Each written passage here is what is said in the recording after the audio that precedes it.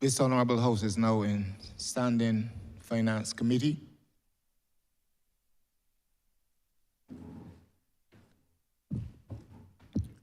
Honourable Member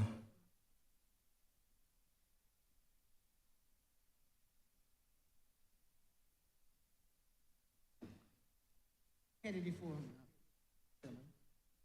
Ministry of Labor, Social Security, and the third sector. $10,223,131. Honourable Member of St. Peter.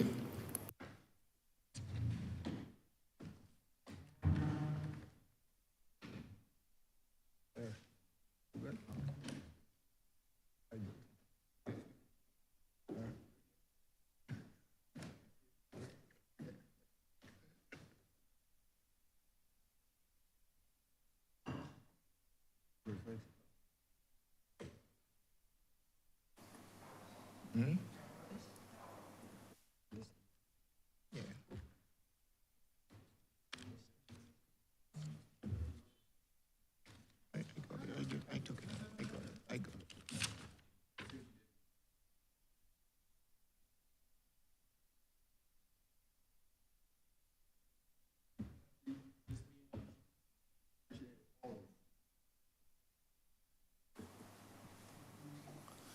Mr. Chair, I beg leave to invite my hardworking team to join me in the well, with your permission. Permission so granted, Honourable Member.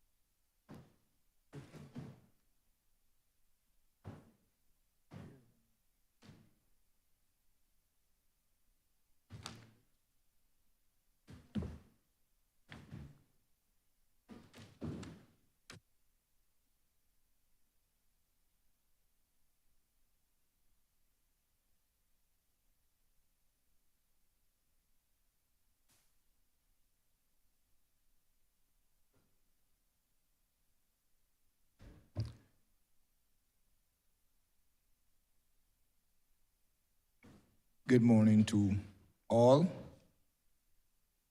Let me, before I give the opportunity to the Honourable Minister to give his opening remarks, his overview of the ministry's programs, let me remind all honourable members of the procedure with respect to how this session is conducted. And I will also take the opportunity to inform those public servants here with us of how this session is conducted and how they must follow. Honourable Member, Honourable Minister, you were given 10 minutes for your overview of the ministry. Once you finish that introduction, you would move that the head stand part. Thereafter, you are given 5 minutes to respond to each question that may be posed to you by honorable members. To your team, whenever you are asked, if you're asked to speak with regards to any question asked, at the initial stage, you give your name and the position which you hold within the ministry, but you do that only at the initial stage. Thereafter, you would just respond, and you have 3 minutes in which to do so. Honorable members, as you are aware, let me remind you that you have 3 minutes to pose in your preamble to pose your question, and thereafter you are given 3 supplementary questions, which should of course be connected to the initial question. Overall, you have 3 questions that you can pose to the Honorable Minister and his team. You would indicate as well by placing your tags on your microphone so that the Honorable Chair can be able to identify you and your desire to speak quite easily. Honorable Minister, you may begin. Good morning, Chair, and thank you very much. Good morning to the honorable members of the House of Assembly. The hardworking officers of the Ministry of Labour, Social Security, and the Third Sector are honored to attend this honorable place today to join me in accounting to you and to the public on our stewardship of the taxpayer funds entrusted to us and entrusted to our management during the 2023-24 fiscal year, and to share some of our plans for fiscal 2024-25. I am thankful to God, to the people of St. Peter, and to the Prime Minister for affording me this opportunity. We believe strongly that when taxpayers, through their elected representatives, allocate these sums to us, the elected representatives, and to a ministry, those responsible for executing must substantiate why the funds should be allocated to the management.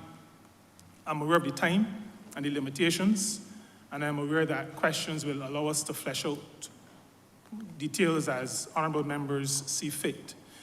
The ministry, as its name suggests, addresses the social and economic areas of employment, decent work, worker protection, social security, social dialogue, faith-based organizations, and the wider, very important third sector of NGOs and community-based organizations. We use a vision that speaks to our intention to make Barbados the best place to work, contribute and volunteer, and finally, to retire. How we set about making this vision a reality is what we come to work every day, and sometimes at night, to do. I will share some overarching information on the segments that make up the ministry, and begin with our Manpower Research and Statistical Unit. Good policy and resulting good programs must be based on good information. In the past year, we've seen an improvement in the information of our Manpower Research and Statistical Unit, the kind of information that they've been able to collect and analyze. There's a need, a dire need, to strengthen this unit, and we are working on this. This is necessary as we work to make our vision a reality. The People Development Strategy section is responsible for developing policy and the strategy as it relates to the nation's people resources. In order to ensure that a country where people resource are the main resource, has coherent policy as it develops, it is necessary to have a coherent policy and then a strategy to make that policy real. This section is also responsible for the National First Jobs Initiative and a program we refer to affectionately as Job Start Plus. The Barbados Employment and Career Counseling Service is another segment of this ministry's work. It is responsible for preparing Barbadians for work through career counseling and guidance and assisting them in finding work. It does this through developing and administering overseas employment programs and matching potential workers with employers locally. We have reestablished the program in the USA, and that is going well. We are in the process of developing a technological solution that provides career guidance as well as a skills bank. We are also actively exploring new areas of overseas work opportunity for Barbadians. Maybe the most visible segment of our ministry is the Labor Department. This is the department charged with the important responsibility of protecting the rights of workers. It oversees much of the suite of labor legislation. It is that space where workers and employers turn to obtain information and where many workers turn seeking protection or justice. Much of the work of the department involves conciliating disputes between workers and employers. Some of these disputes become known to the public, but many hours are spent and much energy expended doing this sometimes difficult work outside of the glare of the press. It also takes significant portions of my time as well. We have been able to add additional labor officers to our complement. These officers are in the process of building their capacity, and we have engaged the services of an experienced but now retired officer to assist in this regard. This department also includes the Employment Rights Tribunal, a significant component of the labor justice landscape. We have been able to see an increase in the number of cases addressed and concluded. While we have made progress, we are not where we want to be. We are very aware that justice delayed is justice denied. As a result, we are finalizing a proposal to transition to a full-time tribunal, where 2 tribunals will operate on a full-time basis.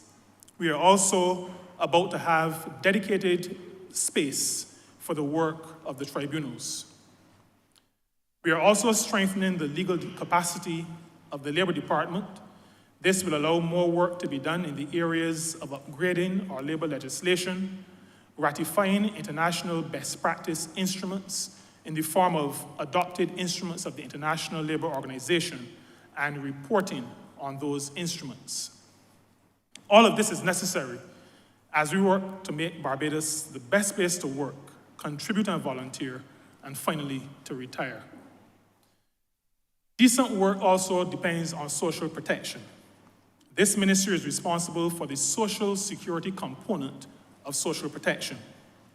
In the past year, we were able to do 2 major things. One, on receipt of the 17th actuarial report, we immediately started the process of revitalizing the National Insurance Scheme. And 2, we transitioned the National Insurance Department to the National Insurance and Social Security Service. We are working hard to ensure that the NIS is strong and that the service is a great place to work and delivers exceptional service to all Barbadians who come into contact with it. Barbados must become the best place to work, contribute and volunteer, and finally, to retire. Social dialogue remains the backbone of the ministry's approach to making our vision real.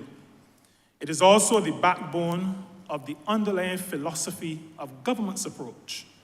We continue to consult and engage social partners through the Social Partnership and the Social Justice Committee.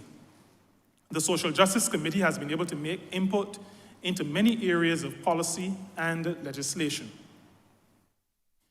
Chair, this government is convinced of the absolute necessity to ensure third sector or civil society organizations are in a position to deliver on their mandates of improving the standard of living for Barbadians.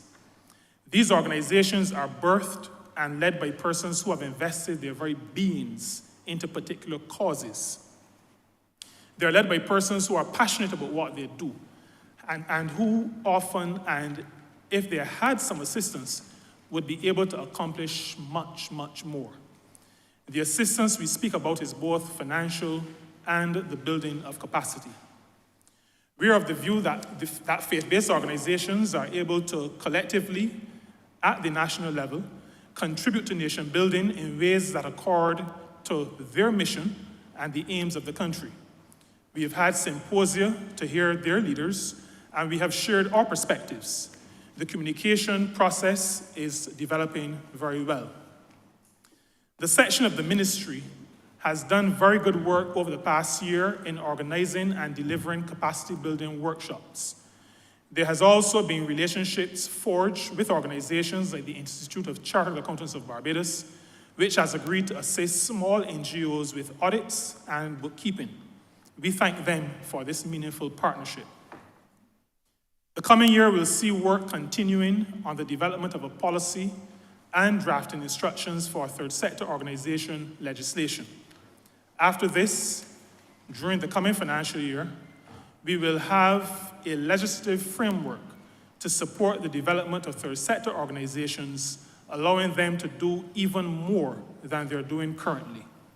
We thank the Caribbean Policy Development Center, which is the regional umbrella organization for civil society organizations, as well as Bango and UNDP, for doing the initial work and the many consultations, after which they were able to present us with a white paper calling for this legislation. Chair, Barbados, under our stewardship, will become the best place to work, contribute and volunteer, and finally, to retire. Thank you very much, Chair. I move, Mr. Chair, that Head 84 stand parked. Thank you, Honourable Minister, Honourable Leader of the Opposition. Thank you, Mr. Chairman of Committees, and good morning to parliamentary colleagues and to all public servants who join us this morning. Your Honor, at first glance, when one looks at the allocation to the Ministry of Labour, one could easily be misled into saying that this may not be the most important of ministries. But if one does that, one commits the error of equating financial allocation with political importance. And I know the minister, whenever he speaks, would wish to remind the public, would wish to remind Barbadians that the Ministry of Labour remains one of the more important ministries insofar as it is involved with the rights and the aspirations of workers, so that it is no less important than any other ministry. Indeed, Your Honor, it mediates relations between labor and capital, and that is a historic mandate. That is a social imperative that this ministry must distinguish itself as being in the vanguard of the rights of workers. And from this location, we associate fully and always with the rights of workers, with the aspirations of workers, with the entitlements of workers. Now, Your Honor, when this Parliament last met in this session, in this estimate session last year, I took the personal decision to absent myself from the exercise. I felt that it had degenerated into government's orgy of self-congratulation, and that the important questions that needed to be asked of ministers in this country were not being asked. That the exercise became one of a gentle and playful exercise in self-congratulation. My approach, my interpretation of this exercise is that the voice of the people must always be represented in knowing where their monies are spent and how they are spent. And where there's virtue, I commend it. And where there's vice, I condemn it. Let not any person who occupies that well fall into believing that my own civility and my respect for honorable members and my respect for the exercise is to be construed as some concession to what I will identify as government's wrongdoing. Please do not fall into that error. Mine must be the voice for the interests of the people of this country in making legitimate inquiry, interrogation as to these estimates, as to how these estimates are constructed, and how they will ultimately be spent, hopefully in the interest of the people of this country. Permit me to say this, Your Honor. I left here yesterday learning, and this is not to be facetious, that $500,000 yearly is now paid to a gentleman, and I say a gentleman, who has been campaigning in St. Michael East. I will be specific. I will target the area. I will identify everything. Let truth be told. That he, through his organization, is paid $500,000 every year to sing lullabies and read bedtime stories to the homeless. That is not right. If this government is interested in protecting the rights of workers, as the Honourable Minister just stated, let this government's mandate, let this government's duty relate itself indeed from this ministry towards protecting the rights of workers. And how can this government claim to be protecting the rights of workers when this ministry must now be accused of having been complicit in the collective decision of a cabinet to remove from the property of the workers of this country $1 billion that was in the treasury of the National Insurance Scheme. That money was destined towards the protection of workers in this country. Not immediately, but hopefully when they retire, hopefully when they move in to future years. And it must also be for their benefit if they suffer injury as a national insurance scheme. $1 billion. Your Honor, I raise my voice, not in anger, but I raise my voice in emphasis that the workers of this country must wake up. Mr. Chairman, on that matter, I can't sit right here and allow the Honourable Member to go down that line without also raising my voice. And Although I don't often want to stop an honourable member in full flight, I heard very clearly the honourable member said that a man is getting $500,000 and from this government. And as far as I am aware, and I want to be specific, there is no man, as the honourable member refers, that is getting $500,000 from this government, from that point of view. Now, if it is an organization, that may be a different thing. But certainly there is no man getting $500,000 from this government. The honourable member obviously misled, and he should withdraw and come again. Thank you.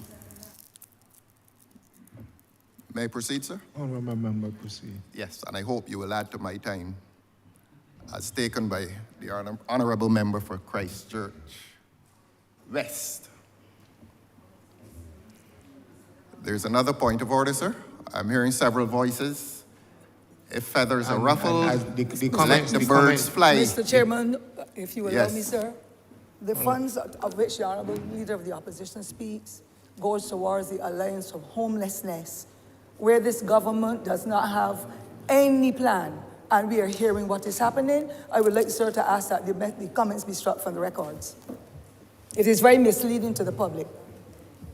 Thank you, Honourable Member for St. Thomas. Could we have those comments imputing that funds are given to a gentleman be struck from the record? Honourable Member, proceed. Yes, and I will reply, as is my right.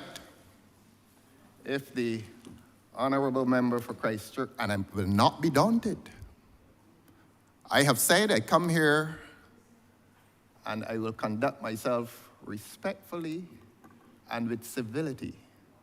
But let no one mislead themselves into believing that the respect and civility that I have for others in this chamber is any concession to what I claim is government's wrongdoing, government's financial wrongdoing. And I will, as the honourable member for Christchurch West would wish me to do,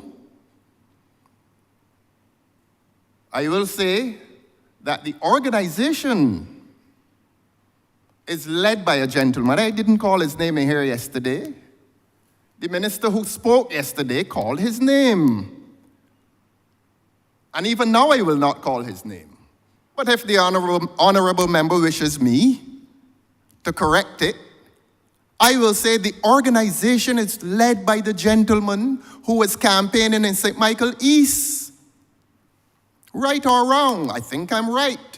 I will commend virtue and I will condemn vice. And I am saying and I'm repeating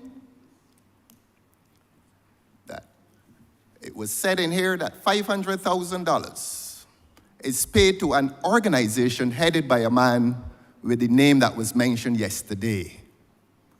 I'm obliged to you, sir. If other feathers are ruffled, I am willing to pause so that the birds may fly. The birds are flying, sir. I'll rest. I'm hearing a voice. You finished? No, I'm not finished. I thought the honourable member for St. Thomas. Proceed. The I thank direction you, sir. come from this chair. I am farther Honourable away member. than you are, and I'm hearing it. And I want to be able to continue. The chair does not hear a side, sir. You don't hear them. I am listening to well, you. it's not an aside. It's that she's looking directly at the honourable Proceed, member. honourable It's looking member. directly Proceed, at me honourable member. and speaking loudly in my direction. If the feathers are ruffled by the truth, let the truth be spoken. I come here today to tell the truth. And I will not lose my sense of courtesy, civility, and respect. But do not mistake it for any concession to what I say is government's financial wrongdoing. I'm entitled to say that. And I will say it. Member, please keep quiet.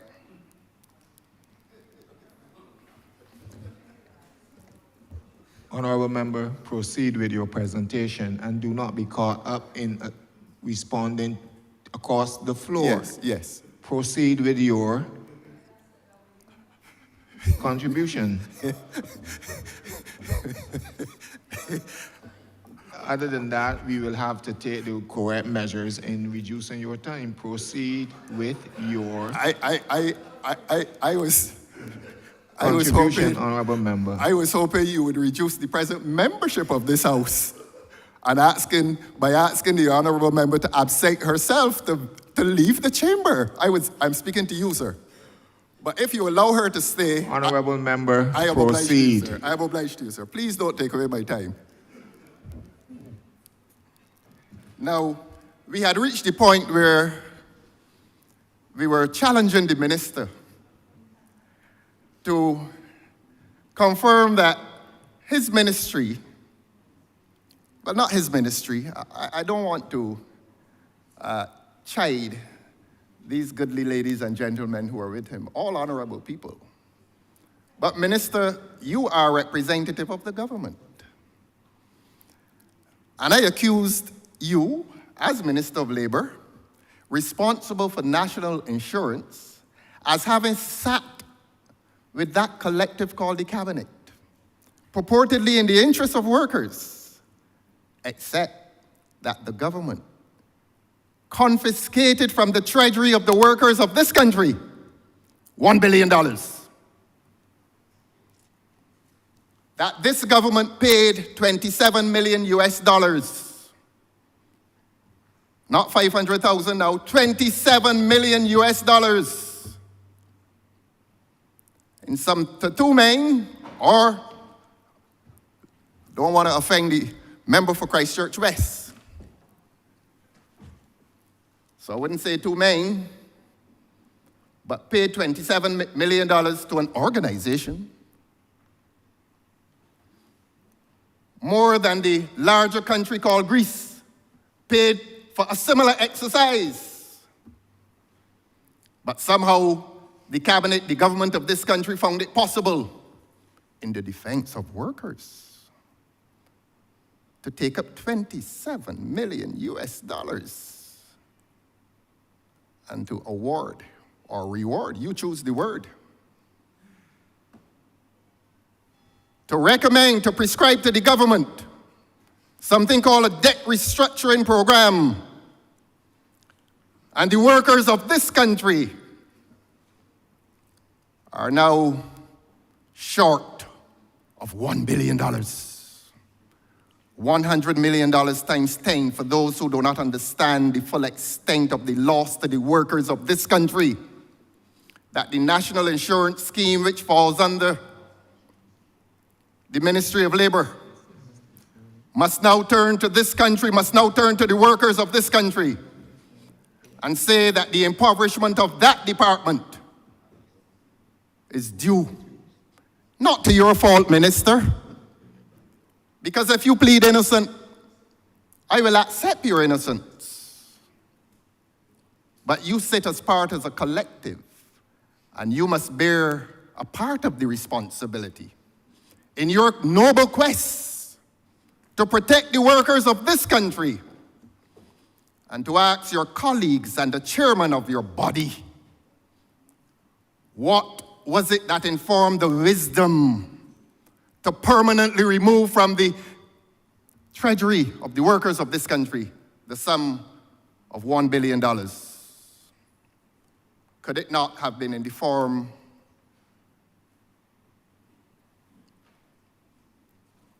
of a loan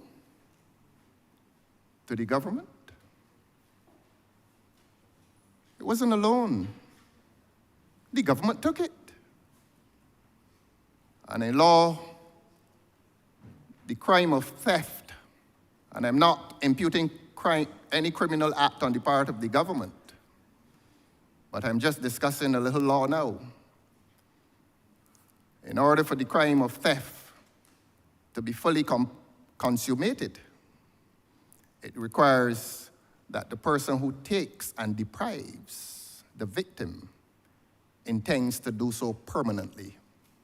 As far as the people of this country are now aware, they have been permanently deprived of the sum of $1 billion, Barbados dollars, from their treasury, from their heritage, from their legacy. And Minister, you have been sent to claim that your mission, your noble mission, is that of protecting the rights of the workers of this country. Honourable member, you have to wrap up.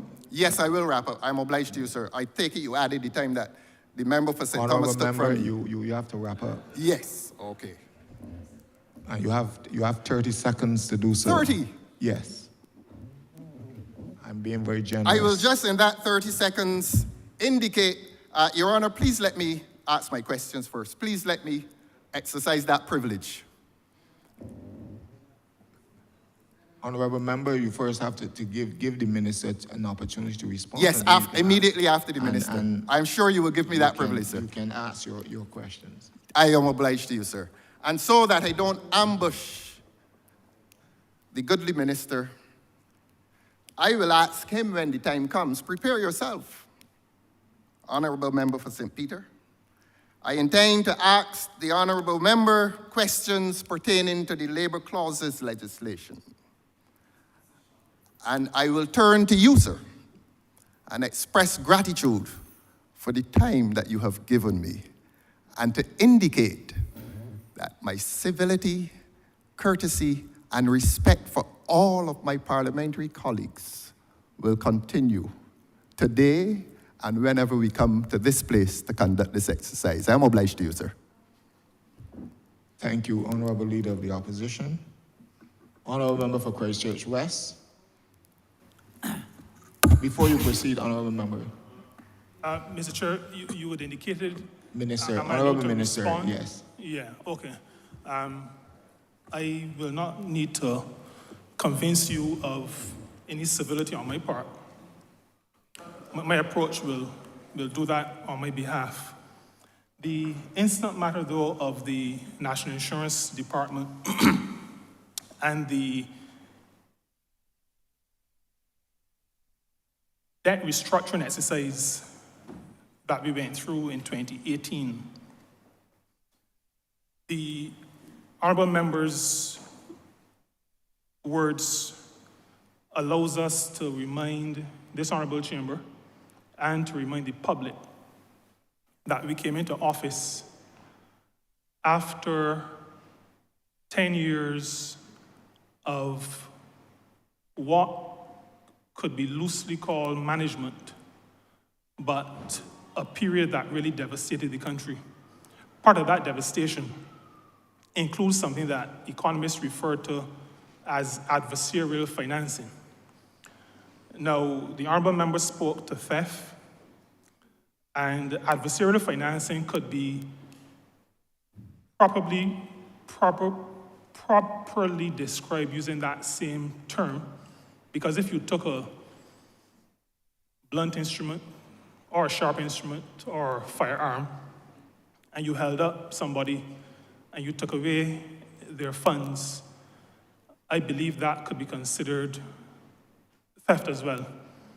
And the National Insurance Scheme was in a position where government had adversarially forced it into a position where it had to buy government paper. It was forced to buy government paper.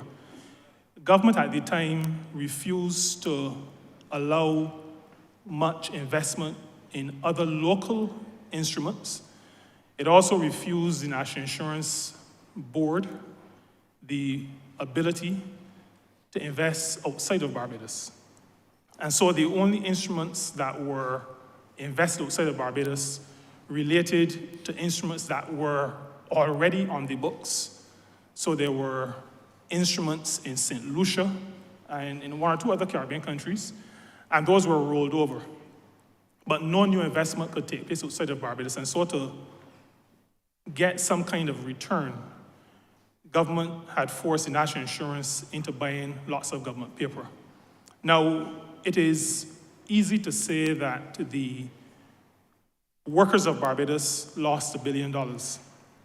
I'll say to you, Mr. Chairman, that the country was on the brink of economic collapse.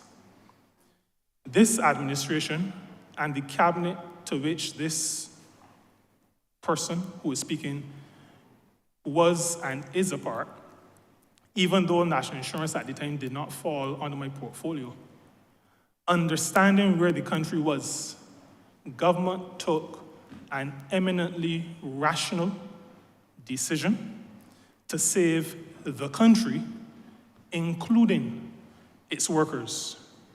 And government makes no apology for saving the country. We cannot, Mr. Chair, we just cannot, we cannot apologize for saving a country and its people. If I did that, I'd have to leave the chamber. I couldn't do it. The people of St. Peter do not expect me to do that. With respect to the company that was paid, I don't remember the sum, because I was trying to hear the words through the volume. But I think what was meant was the organization that assisted us in the debt restructuring exercise. And it is my understanding that much of the remuneration was based on performance. Again, Mr. Chair, I'll have to confess that I just fall for good governance. It may be out of naivety, but when I see good governance, when I see remuneration based on performance, I instinctively think that it is a good thing. I am not perfect. Perfection belongs to the divine, and I could be wrong on that. But I'm convinced at this point that the remuneration for the company that guided us through a very difficult situation, that advised us really, not guided us, but advised us in a very difficult situation, a company that has significant experience helping other countries in similar situations, where you're really at the bottom of the credit rating totem pole, so to speak, where nobody will lend you anything, so you have to confiscate, I think that is the word that is in vogue now, but you have to confiscate the funds of creditors and social security schemes. We have no difficulty, and this minister has no difficulty in supporting any program, any initiative that saves the country and that remunerates those who assist according to the performance.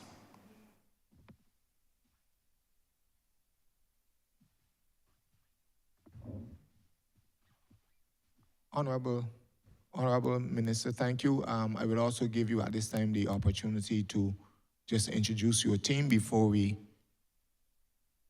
get into the questions aspect. My apologies, Mr. Chair. On my right is my permanent secretary of very recent vintage, Permanent Secretary Maynard. On my left is Chief Labour Officer Hope Greenwich, the Chief Executive Officer of the National Insurance and Social Security Service. Senior Accountant is sitting immediately behind me.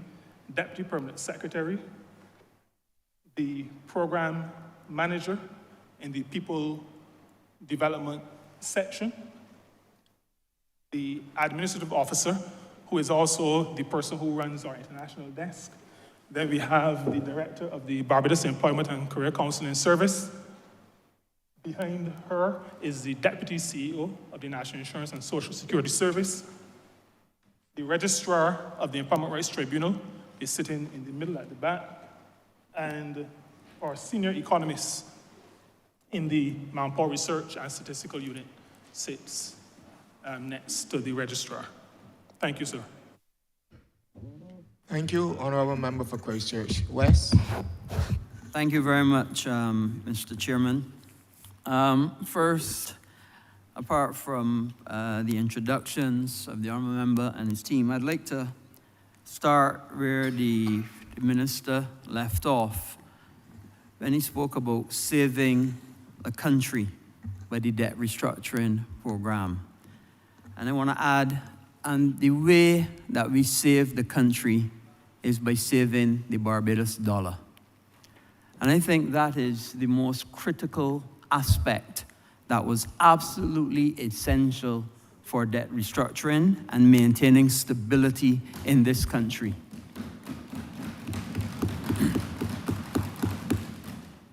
Because everybody in Barbados knows that the way and the standard of living that we enjoy is pegged to that peg of the Barbados dollar.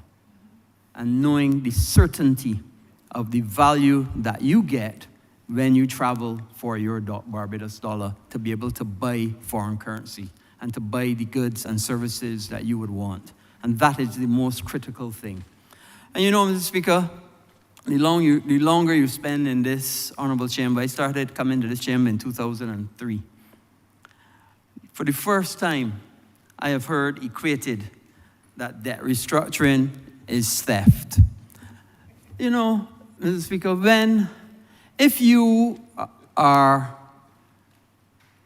a client of a bank and you go to that bank and says, the interest rate that you're charging me at 8% is too high.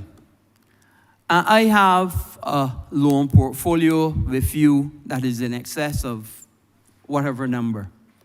And based on my loan portfolio, I want you to decrease the interest rate that you are charging me. I am a good client. I always make my payments. I have good collateral. The risk that you have with me is little. And therefore, I am saying that I need a better interest rate.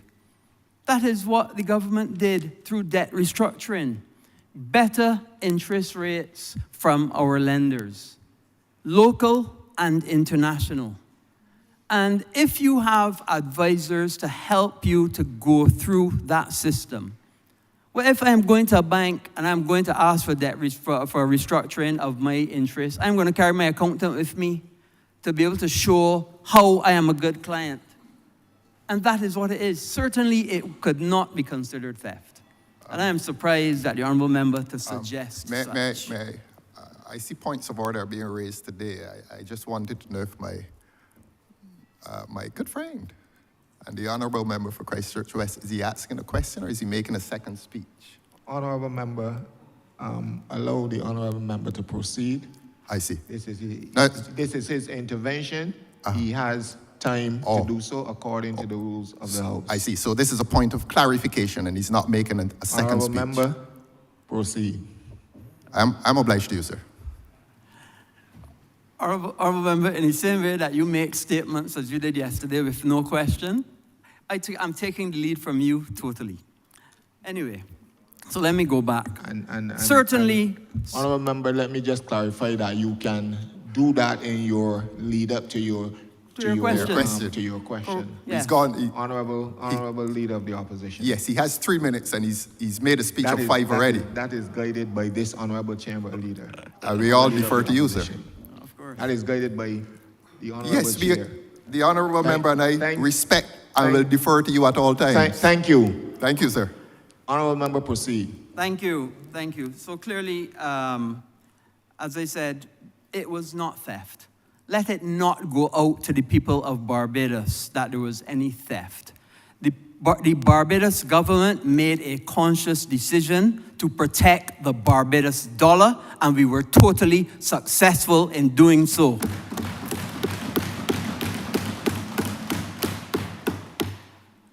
Minister, I want to ask a few questions. My first question is about the catastrophe fund.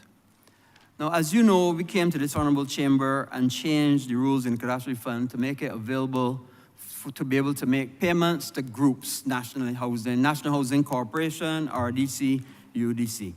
And my first question and also to be able to pay for the hurricane straps and to be able to pay for things in advance to be able to mitigate the problems of a hurricane or any catastrophe before it happens. I would like to ask, what is the status of the catastrophe fund? How has the catastrophe fund, how do you intend to be able to replenish, and at what stages and how you will replenish the catastrophe fund after being used to pay the national insurance, RDC, UDC, and those? Thank you. Thank you very much, honourable member. The replenishment of the catastrophe fund is a matter for the ministry responsible for finance, and so I will not attempt to try to figure out or address the matter of how they will deal with that. On the matter of the current status, though, I'll defer to the Chief Executive Officer of the National Insurance and Social Security Service, who actually chairs that fund.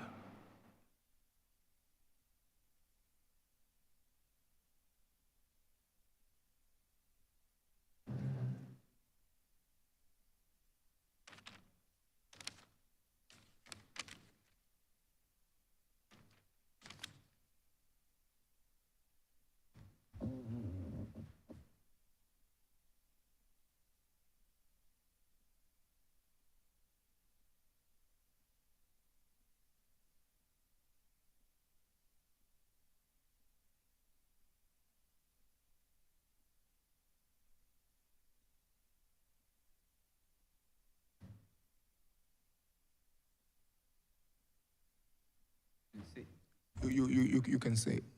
Yes, you can say.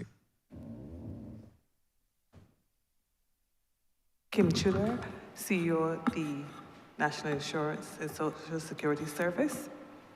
With regard to the question that the Honourable Minister asked, the fund paid out $30 million during 2023 to 3 agencies to support the damage that was done during Hurricane Elsa. The fund currently stands at about $40 million, and as Minister for Ministry of Labor said, the Finance Ministry has a responsibility in terms of determining how that is replenished.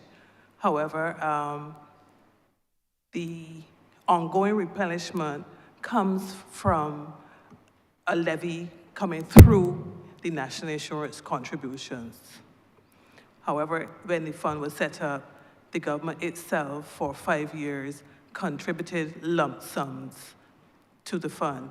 So as the minister said, that is the prerogative of the Finance Ministry. But $30 million was spent and $40 million is remaining in the fund.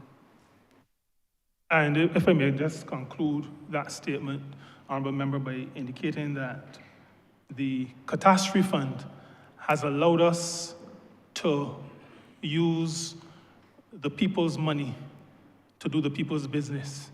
And after Hurricane Elsa, we were quite happy to recognize how good government really works, where people having seen their dwelling places damaged, significantly destroyed in some cases, then had somewhere to turn, in spite of the debt restructuring, had somewhere to turn to get assistance in rebuilding their houses. And as you mentioned, hurricane straps, not just rebuilding their houses, but for some others, putting them in a better position should there be a future natural disaster befalling them.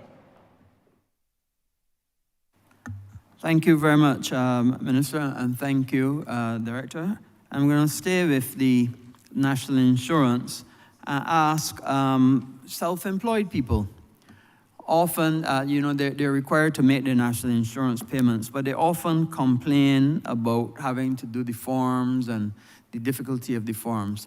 Has your ministry or department put in place any opportunities for self-employed people to be able to make the contribution simpler, be a digital format, anything like that? Or what have you doing, or what have you done to make it more, make self-employed people more compliant to make national insurance payments and encourage them to be compliant in those payments? Thank you very much, Honourable Member. The debate we had last October, I think it was, and one we had in July, previous to that in July, we indicated that a significant part of the revitalization of the national insurance scheme had to do with increasing the participation of self-employed persons. Research indicated that there was quite low participation by self-employed persons in the national insurance scheme. So there were a number of reasons for that, it appeared, based on the limited research that we did. But one did strike to the ease of participating. And those who are self-employed appreciate, probably more so than those who sit in offices and work for others, that time is of the essence, time is money, and tracking somewhere and filling out a form. And we also know the profiles of some of our self-employed persons. And so our intention as a service, but more broadly as a ministry, is to make participation easier, simpler, including for self-employed persons. And so we developed what we refer to as a self-employed persons regime, a new regime, which allows for a number of things. Online payments. It takes away the rigidity out of the contributions. And by that, let me speak to an area that I'm relatively familiar with. You will have a taxi driver, driving his own taxi, so he is self-employed. He will earn, as we would say, maybe colloquially, good money between probably November to about April, and he will earn good, maybe not as good, but some money in the crop over period, July, August, late June to early August. Now, the system as it exists, if you pay consistently over a few months, then there's an assumption that that will continue. But when you have no money, no income, and no money to pay, then the difficulty comes when you are deemed to be in default and penalized. And so the new structure allows for payment of Social Security contributions, national insurance contributions, at any time during the year. There is a formula that will convert those payments into weekly amounts, deemed weekly amounts. And those weekly amounts, those deemed amounts, will then be used to calculate benefits. So that the ease of contributing is one of the major components of the revitalization. Now, putting that in place cannot be all, because lots of persons out there playing their trade, and some may not even be aware of all of this. We've redoubled our efforts, or I should say we're in the process of, because we are not where we ought to be at this point. But that process of educating the public, educating self-employed persons to the fact that they can be covered, that they need to be covered, that there will come a time when they will need the benefits, and that public education exercise has begun, will intensify until, as a matter of fact, I don't think it will end. We will need to continuously and constantly inform Barbadians, and the reason why we go wider than self-employed persons is because those connected to self-employed persons are also able to nudge the self-employed to have them participate in the Social Security system. Thank you very much, Minister. And my third and final question has to do with the digital payments. And I heard you clearly said that you were moving to digital payments. Are all your national insurance payments now digital? And if not, do you intend to move to digital, or are you going to have two types of payments? Or could you expand on that for me, please? We allow, I'm going to ask the CEO to give a fuller response, but we do allow for both walk-in, mail-in, digital payments, so that there's a wide scope, but the CEO may be able to, may wish to.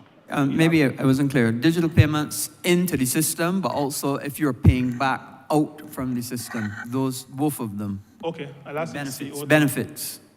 Oh, benefits, okay.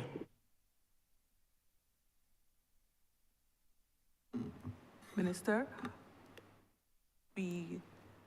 our payments, for example, to our suppliers, for example, are almost fully digital. We hardly pay via check. Our benefit payments, as new persons come on board, we are in the process of ensuring that we have their banking details so that the default option is wire, is transfer rather than check. But we do have circumstances where people prefer checks. They want to come into the office to cash the checks. Based on their own domestic circumstances, it is deemed safer. So we will still continue with checks. but we are in the process. We have a multi-year digitalization roadmap, and we are working towards ensuring that we are fully digital. Our back end is digital, but our front end needs to be a bit more digital, and we are working on that.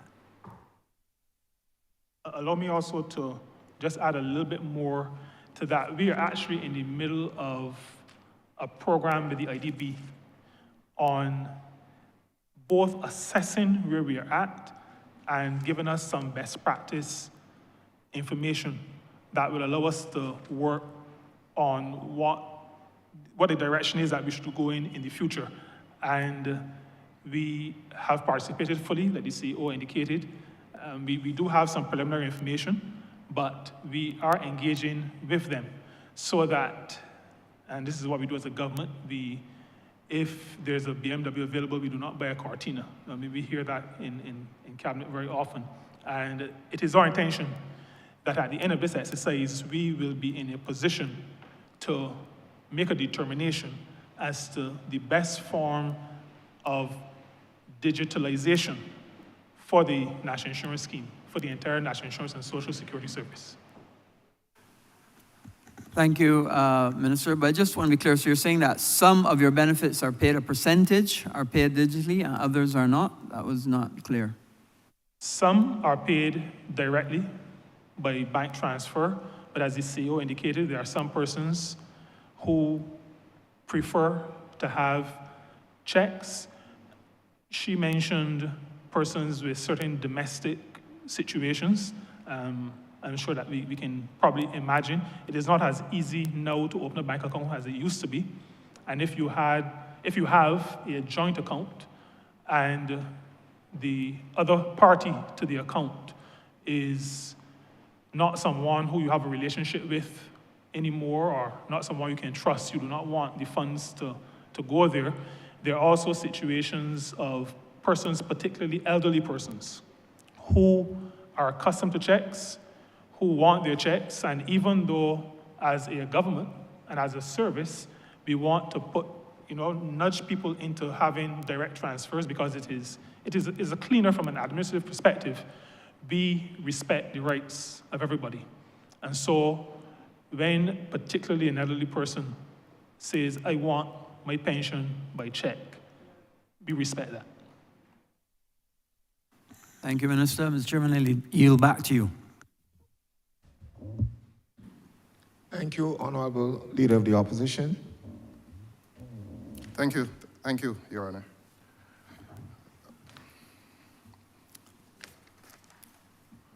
Honourable Member, since you have courageously accepted to comment on the debt restructuring program and the fee payable, our congenial and warm colleague from Christchurch West accompanied you on that journey. And I'm sure you will not decline to offer some further comment to the people of Barbados. And I will ask you a simple question.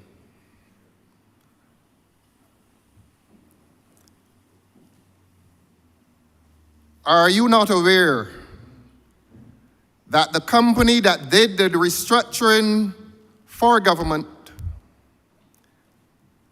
also did the restructuring for Greece, a far larger country and a far larger economy, and that they did it for less than they were paid by the Barbados government, and they were paid by the Barbados government the sum of $27 million US dollars, 54 million Barbados dollars. Are you aware of these things, Honourable Member?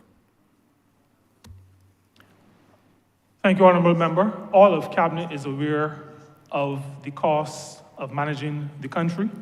I will say to Chair and this Honourable Chamber that the intricacies of the payment, the structuring of the payment, is a matter that will be dealt with by the Ministry responsible for Finance. It is not one that the Ministry responsible for Labour has gone into the minutiae on. and I will not attempt to mislead either the honourable member who asked the question or this chamber on that matter.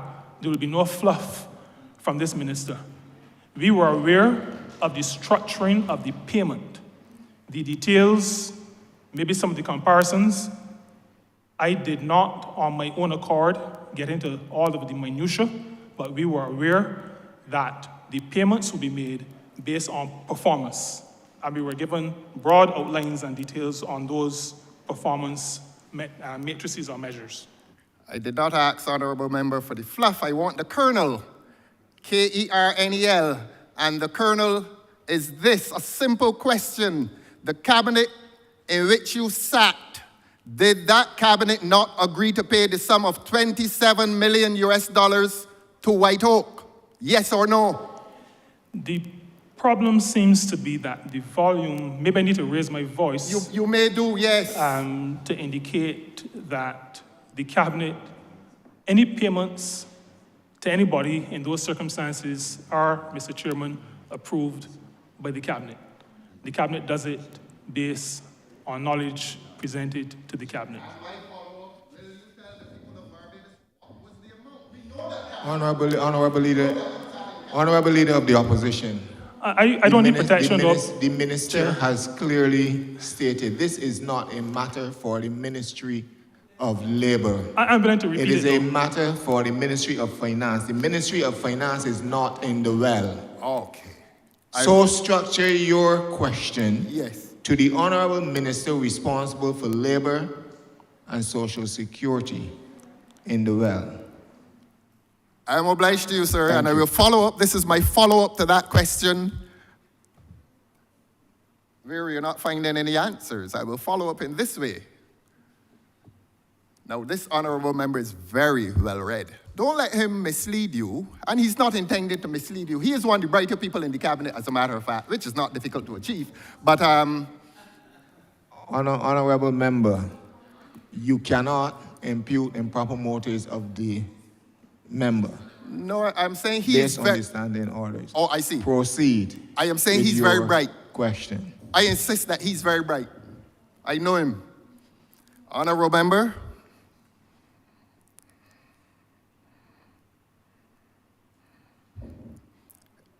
being aware of an international publication called the Financial Times, are you aware that the Financial Times wrote an article in its pages commenting on the amount of $27 million paid to White Oak by the Cabinet of Barbados, and that they complained that the sum was large and that it was larger than that paid to Greece? The question is, are you aware that this was the substance of an article in the Financial Times? You don't have to raise your voice above Mr. that of the Chairman. member for Christchurch West. Mr. Chairman, I plead guilty to spending my time trying to defend the labor rights of the workers of this country. And as a result, I am also guilty of not reading that article. But I've spent my time defending and putting structures in place to defend the workers of this country so that when a bill comes to the Honourable Chamber, I will not hide behind legality and points of law. Rather, I focus on matters that speak to the defense of the workers of this country. Thank you very much, member, honourable member. Now, Honourable Member for St. Thomas. today is rather unusual though, sir.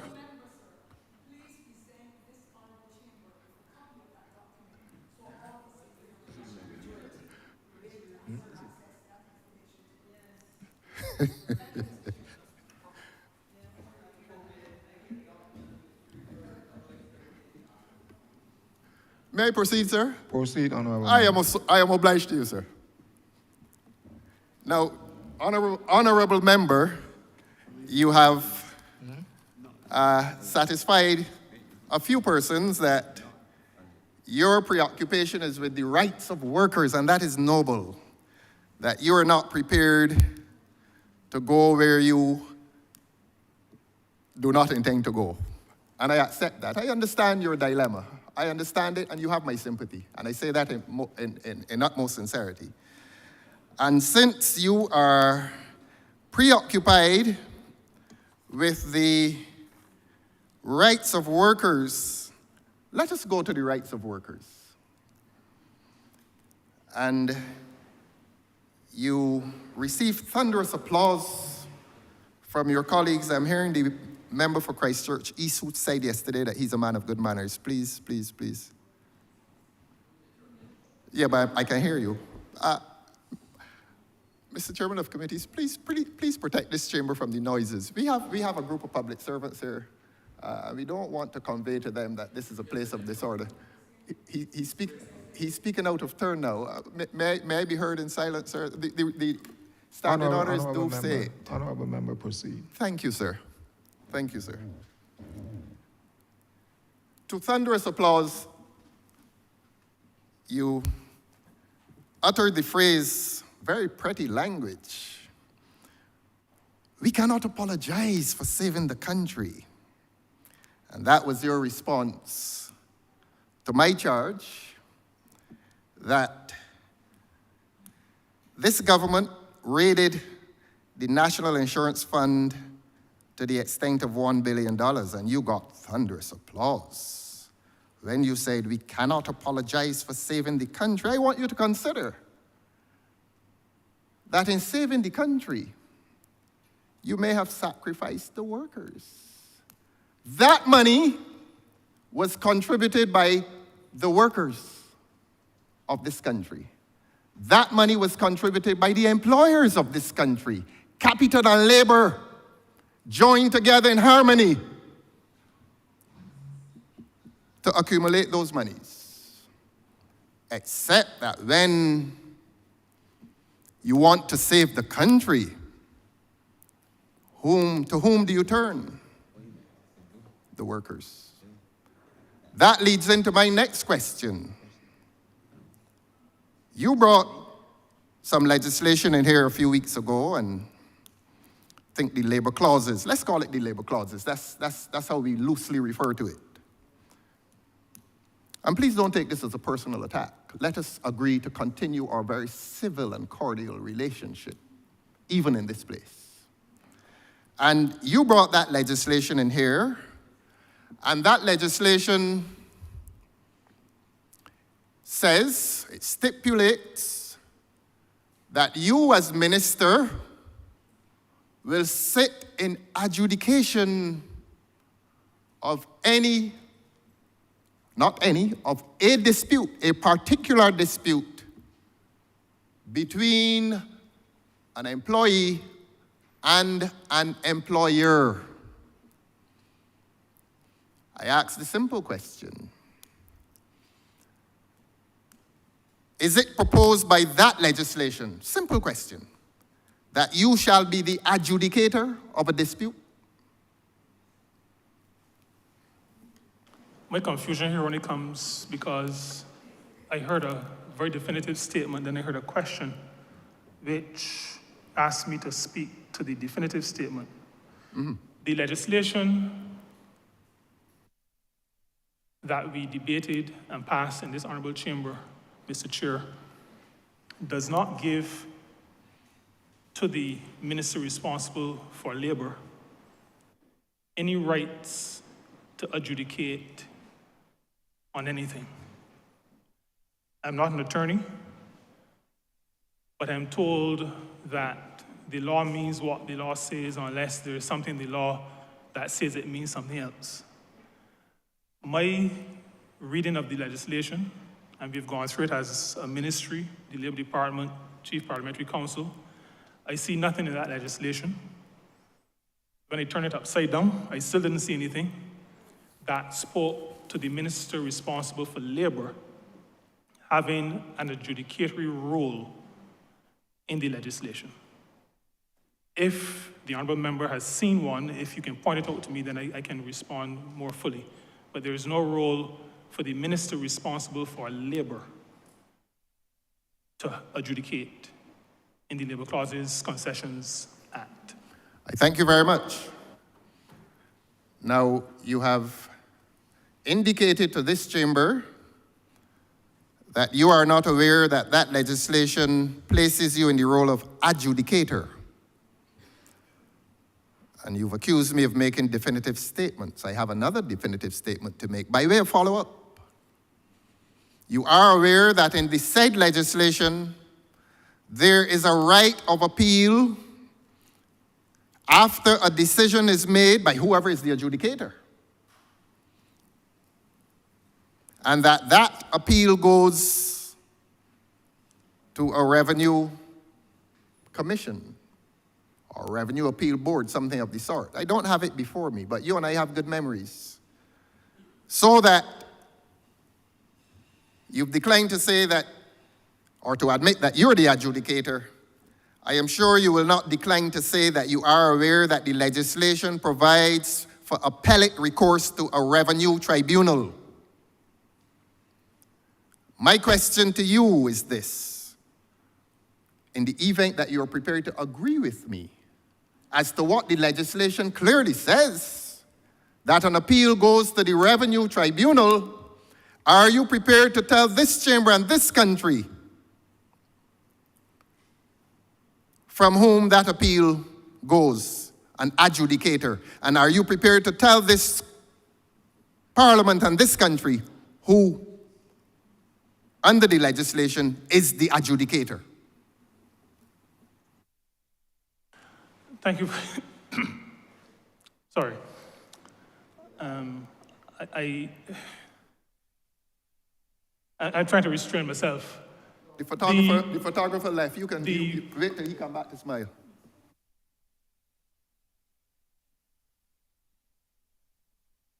I'm being for you, Chair, to... Proceed, Honourable Thank you. Minister. No, I don't get too flustered, particularly with foolishness. But I must say to you that the legislation as passed last week, last week or the week before, makes provision for 2 levels of appeal. And I'll use the opportunity to speak to both, even though the Honourable Member only asked about one, because I think it's a good opportunity to re-engage with the public on the matter. I did speak to it on Sunday, but I'll share again. The setting of rates of pay and conditions of work is done through a tripartite consultative process, so that representatives of workers, representatives of employers, and the Office of the Chief Labour Officer are participant in setting rates of pay and conditions of work. A decision is made, and the legislation calls for those... Beg your pardon, sir. A decision is made by whom? A decision is made in the tripartite. The legislation specifically says that the Chief Labour Officer establishes. This is, and we have history upon which to go. This is not new territory. Thank you. I brought this to this Honourable House in 2023 when we established rates of pay and conditions of work for the construction and the road building sector. I explained it quite thoroughly then. I did it again a couple of weeks ago, and I'll share again. Once the Chief Labour Officer, after deep consultation, has set those rates of pay and conditions of work, then they are going to be gazetted. The legislation, Mr. Chair, is so balanced and fair that it recognizes that even in that consultative process, where there's representation from employer organizations, worker organizations, and the involvement of the Chief Labour Officer, the Office of the Chief Labour Officer, there still could be an employing entity or a worker representative who does not agree. And in that instance, the aggrieved party can approach the Chief Labour Officer and indicate, I do not agree. The legislation calls for the Chief Labour Officer to refer that directly to the Employment Rights Tribunal for adjudication. There is, after that, the working out of the legislation, and if it is brought to the attention of the Office of the Chief Labor Officer or the Minister responsible for labor that there is breach, then approach is made to the approach will be made through through employer organizations, because that is the way the Ministry responsible for labor operates. It always goes to its partners first. But if there is continuous breach, then the minister who is responsible for granting the concession is given the information, and that minister can make a decision. That minister can make a decision to allow things to continue. That minister can make a decision to suspend a concession. That minister can make a decision to revoke a concession that that minister has granted. If the party that feels hard done by, which in this case will likely be the employing party, if that party is aggrieved, then that party has recourse to the Barbados Revenue Appeals Tribunal.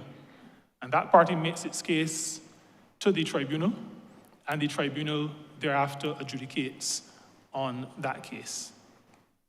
Thank you, Chair. Thank you. Follow-up, Your Honor. What a convoluted and tortured road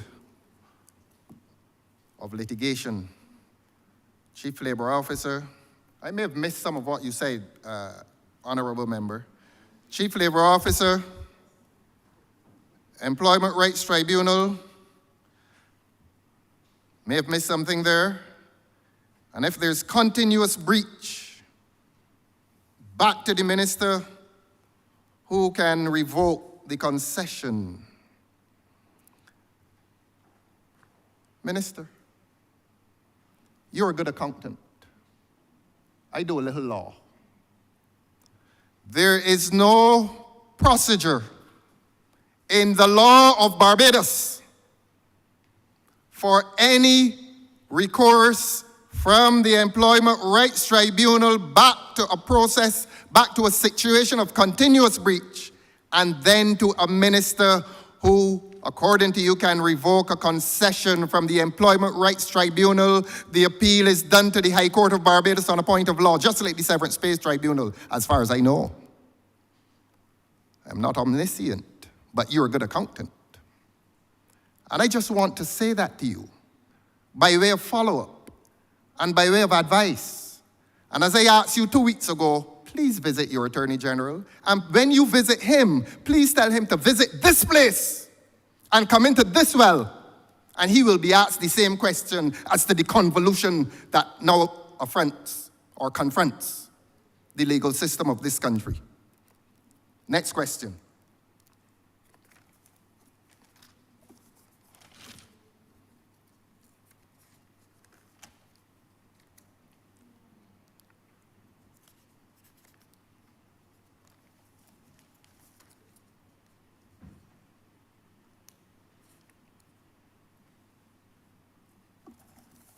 I beg your pardon.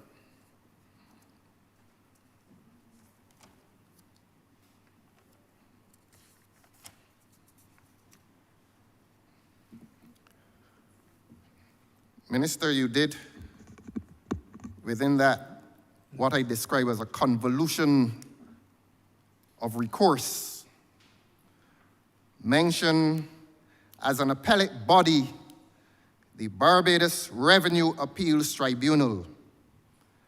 Minister,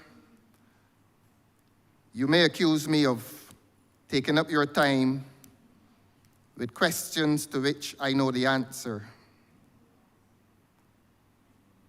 So if this becomes advice, I'm going to give you the chance to answer while accepting the advice. And to say to you, you can treat this as a question, but I would not confront you any further with legal matters in respect of which you're clearly lacking for good legal advice. And that is not to offend government's principal legal advisor, but this remains a legal convolution that will go nowhere. Minister, the Barbados Revenue Appeals Tribunal is not constituted, nor is it competent to hear a labor dispute. You cannot and will not and must not take a labor dispute to a tribunal that is not constituted for that purpose. If you wish to comment, you can comment. It is in the wrong place. You do not take a labor dispute to a tax tribunal. Please comment if you wish. Chair, my comment will speak to I'll refrain from using the term because I don't want to give it any oxygen, but just let me say that the rates of pay and matters related to conditions of work are adjudicated at the Employment Rights Tribunal. The reason why we use the Barbados Revenue Appeals Tribunal at the point where a tax concession is being suspended or revoked is because it speaks directly to revenue and tax matters, concession matters. And so the fairness of revoking or suspending happens, the adjudication on whether or not it was fair or right will happen at that tribunal. We are satisfied in government that we have taken the best possible advice. As we discussed it, we recognize that attorneys at law have varying views, and that even in a court system, one argues for the accused, one argues for the state, one argues for one party, one argues against, and they all bring substantial legal background and precedent. And we are satisfied that there will be varying views on this approach. We are, however, satisfied that it is the right approach. Thank you. By way of follow-up, sir, let the applause die down first. I pause for the applause. Please applaud Minister when he answers this question. If you have an appellate process going to the Barbados Revenue Appeals Tribunal, and according to the minister, that the content of that appeal relates itself only to matters of the concession, the minister is impliedly admitting that the worker, for whom he cares so dearly, and in respect of whom no concession is granted, is excluded from the appellate process. I repeat, if the appellate process, if the content of the appellate process pertains only to a matter of concession, whether it will be revoked or whether its grant will continue, it means that the worker, if he loses the case, nobody granted him any concession, so the appeal has no relevance to him. It means that the legislation, according to your interpretation, caters to an appeal only by the employer. But we love and care so much for the workers, yet we deny them the right to appeal if the content of that appeal pertains only to a concession. Please comment, Minister. Mr. Chair, the comment is very simple. If the minister responsible for granting the appeal is satisfied that there is such repeated breach that that minister has to suspend or revoke the appeal, that minister is de facto acting on behalf of the worker. The breach is a breach of rates of pay and conditions of work. And so if the minister responsible for granting the concession has to get to the point where the concession is revoked. He is doing it on behalf of those who have been victim to the breach. And coming out of that, then that minister is able to speak to the tribunal. The employer who feels aggrieved is able to speak to the tribunal, and they lay out their cases, and the tribunal adjudicates. The workers of this country are covered very well by this piece of legislation. And when, last follow-up, sir, and when you visit the offices of the Attorney General, necessarily so, my advice to you, please invite the Solicitor General. I'm obliged to you, sir. Thank you, Honourable Member for St. Michael.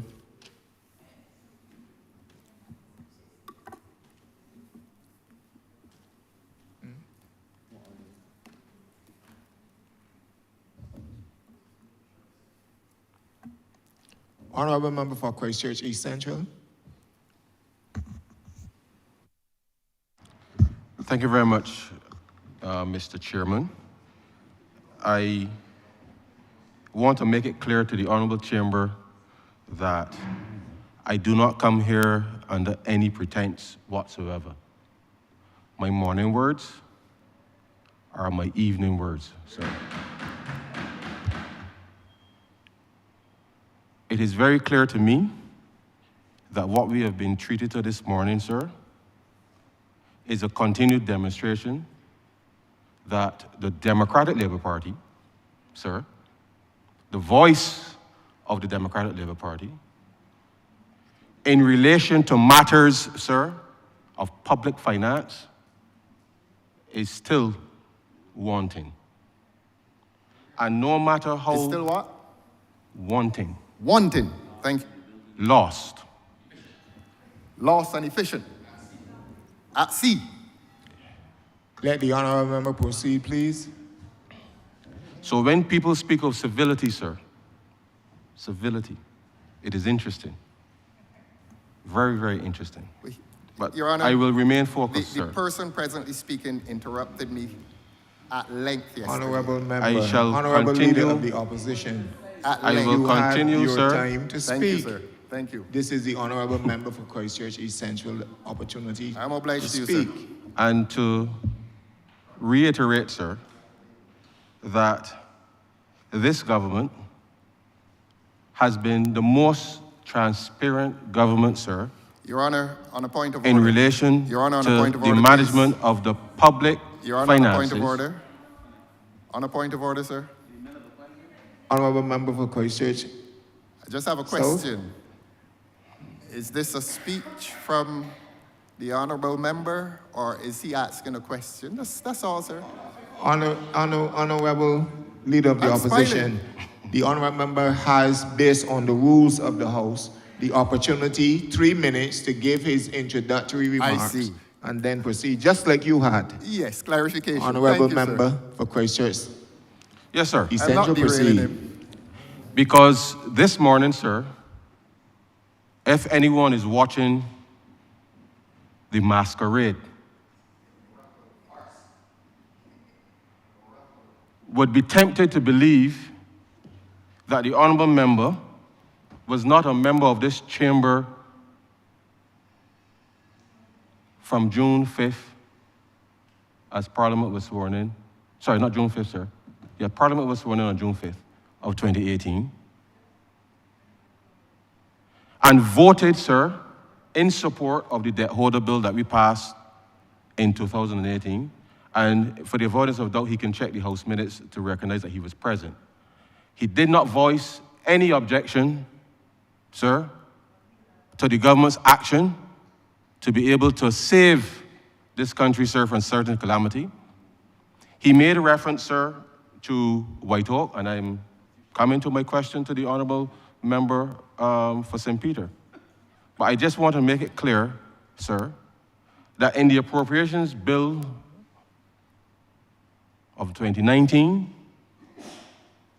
2020, 2021, which the Ministry of Finance made provision for the payment of the success fee to Whitehall, the Honourable Member for Christchurch South, sir, voted in the affirmative.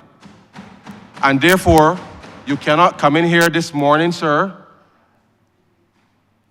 under the pretense that the government was stealing money or we stole money from the workers, sir. It is an insult to the hard work that this government put in place to save this country from the absolute mismanagement of the Democratic Labour Party, sir, for which he is now their voice. And I don't know whether he spoke to his party leader, his general secretary, in terms of coming in here this morning, but he spent the whole of yesterday, well, not the whole, most of it, in slumber, and has arisen this morning to come to accuse this government, sir, of stealing from workers. Now, sir, I take this personally and professionally, because I know, sir, that Barbadians sleep comfortably at night, sir, knowing that whatever money is in the treasury last night, sir, was there again this morning. And therefore, let it be known that the Democratic Labour Party has no credible voice in relation to the management of the affairs of the national insurance scheme, sir, the broader public finances of this country, and even the delivery, sir, of ordinary public services to the people, the taxpayers of this country. So this charade this morning, sir, I think is quite unfortunate because it is an attempt, a nasty, vicious attempt, sir, to suggest that this government, who has been the most transparent government, sir, we laid the contract for Whitehall Advisory in this Parliament, sir, in 2019. The Honourable Member voted each and every time for the appropriation to pay Whitehall. And just for the avoidance of doubt, sir, just for the avoidance of doubt, the Whitehall Advisory did not participate in the debt restructuring for Greece. But the Honourable Member raised the point, and let me just say to the public, sir, say to the public, that we look for value for money. Our debt restructuring that made it possible for the National Insurance Scheme to actually be repaid, sir, actually be repaid, is well set, sir, on the trajectory that this chamber has voted on more than one occasion to allow us to be able to settle. Now, at a different time, sir, I will ask the Honourable Member, and I will give him a little heads up. Please tell us, or I should say, I should ask through the Honourable Member for St. Peter, through the Honourable Member for St. Peter, and this is the question. I'm asking, this is the question in relation to the National Insurance Scheme. Which administration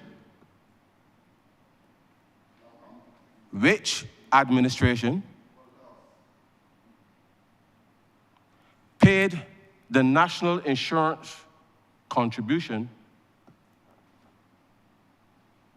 for the public servants between 2015 and 2018? You know, I complain... Through you, sir, to the Honourable Member to St. Peter. Point of order.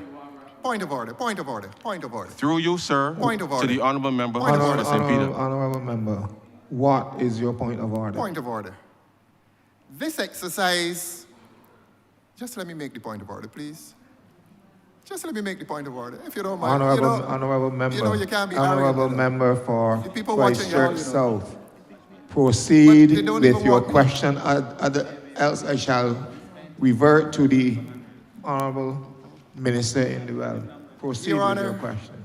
I earlier described,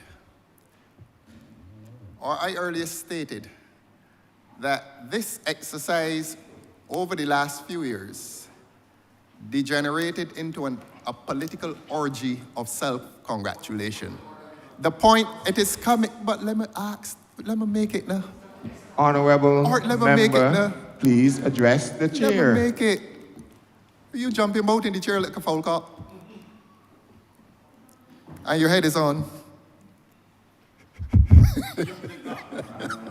Honourable member, is that the point of order? I'm not finished, sir. Well, proceed, honourable member. The honourable member for Christchurch East Central must not abuse and exploit this occasion to ask questions, the answers to which are obvious. He is asking. Honourable member, the questions honourable must be member genuine. for Christchurch East Central. East Central has the right to ask a question as part of the opportunity he has, And similar to you, and he cannot we receive a directive from you, honourable. I'm going leader through of the you, sir. opposition, as to what questions he should ask. What he's doing, sir. What is your point of Yes. order? What he's doing, sir, is abusing his privilege. He is asking a question, the answer to which is obvious. He's asking the honourable member to say who was the government between 2015 and 2018. Your Honour, you really will sit down and indulge him with that foolishness? Hold on. Honourable member. He is asked. Honourable members, Put me out. order in the House. Order in the House. There is a process which governs these deliberations here. The process, may I repeat, each honourable member has the opportunity to ask 3 questions of the minister and his team in the well. Yes, sir. The honourable member for Christchurch East Central has so used his opportunity to ask his first question. And therefore, I will have to give the opportunity of the honourable minister to respond to that question. It is not subjected, honourable leader of the opposition, as to whether you agree or not, or how you see the question. It is his right. Yes. I'm guided, sir. I'm guided. I was just making the point to you, sir, that you presiding over this occasion will expect that members will not abuse the privilege that they've been given to ask questions, and that what he is asking is not a question, it's a statement. Everybody in Barbados knows who was the government between 2015 and 2018. Honourable member for Christchurch South, that is there's no point of order. That is what you see. No point of order. He is legitimately asked a question. Honourable Minister, you may respond. I'm obliged to you, sir, and I will abide by your ruling. I recognize the difficulty that the honourable member has, and I am sitting here, Mr. Chairman, with my public officers who do tremendous work, and I will not politicize the response, so I am not going to say that it was the Democratic Labour Party. It was the government that existed between 2015 and 2018. They did not pay. Now, Mr. Chair, they did not pay. I am very clear, though, that sometime after the end of May 2018, that payments were made on the arrears owed by government to the National Insurance Scheme. I am also aware, and this may not have been when I was the minister responsible, but I'm also aware that government also recapitalized the unemployment fund of the National Insurance Scheme. And those were some of the things that happened, as far as I'm concerned, as policy lead, that constitute good management of the affairs of the country. When I spoke earlier in response to allegations of theft, this was the government that I have the honor to represent making good on, maybe I shouldn't use the word theft, but what we call adversarial finance. And it was the government, though, of the 2015 to 2018 period that had refused to pay the national insurance scheme.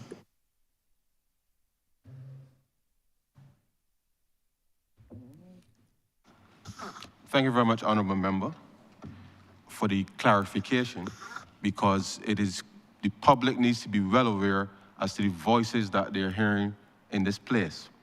Now, let me follow on, Mr. Chair, to indicate that in spite of the Honourable Member's support in each of the bills that we brought here with respect to the debt restructuring, he voiced no objection then.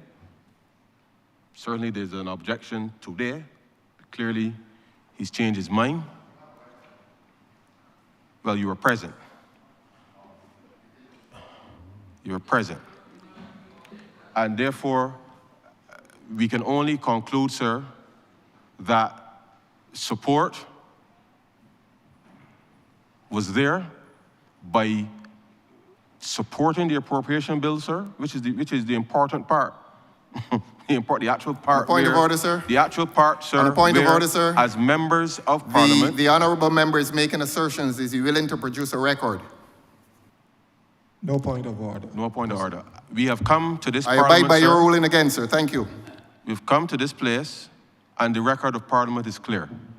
Now, sir, the government has given tremendous support, in our view, to opening up opportunities for Barbadians, domestically as well as abroad. And to the extent that there are assertions being made about theft from the scheme and theft and all of that, so I think that is quite unfortunate, quite unfortunate. It is distasteful, sir, very distasteful. And let me also be clear, sir, that when we came to office, our debt was over $18 billion. After the restructuring, sir, our debt had reduced to about $12.5 billion, sir, which then allowed us to be able to set about a path where we were able to allocate, sir. May I raise a point of clarification, Your Honour? Allocate resources, sir, to be able to address the mission-critical agenda, which included, sir, settlement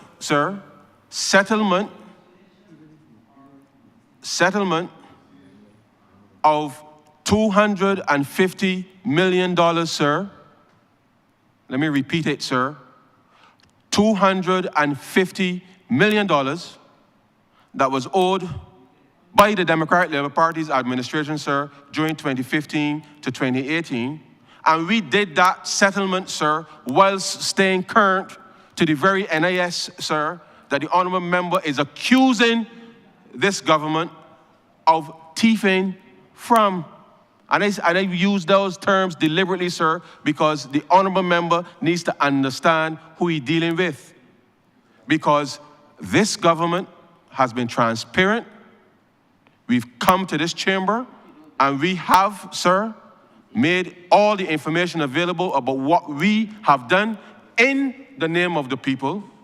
And the genuine question that really ought to be asked is, how did this government, not this government, how did that government not pay money that was voted in here, sir? If you go to any of the appropriation accounts, these estimates for any of the period, they voted for it. So nobody can't come in here, sir, to masquerade about looking after the public funds, sir, when the very workers, public servants, it is only because of the good grace of the national insurance that if anybody fell sick during that period, sir, that they honored those commitments, sir. And that should not be. But let me ask a question, sir, to the honourable member. Finally, I hope that when you look Honourable member. Yes, sir, through you, sir, through you, sir, through you, sir, through you, I hope that when at the first meeting of the Public Accounts Committee, that they will look into where that money gone. But that's a separate matter. To the honourable member for St. Peter, sir, I would like you to be able to indicate to the country the some of the challenges that we'll be having, the opportunities that we are putting in place, not just to be able to provide jobs or mentorship, first jobs for our citizens, but please identify where we are in relation to the rollout of these programs, because it is important to appreciate that given the demographic profile of the country at the moment, that our interventions in relation to the employment opportunities for young people, can you please give an update in relation to the Job Start Plus program, as well as the wider programs in relation to employment that your ministry is undertaking in the interest of ordinary Barbadians? Thank you very much, Mr. Chair, and I thank the honourable member for a constructive question which allows the people of Barbados to hear the work, and I'm happy that it was phrased within the context of both opportunities and challenges, because we will not be misleading the country that even on executing programs that are of benefit, that there are only opportunities but no challenges. And so this allows us to be able to share with the country, because we are of the view that the public wants to hear from us what it is we are doing outside of the realm of the kind of exchanges that we may have had. So I'll turn to the program manager in our People Development Resource Unit to speak to the Job Start Plus program specifically. Then I'll ask the director of the Barbados Employment and Career Counseling Service to add more broadly on work opportunities.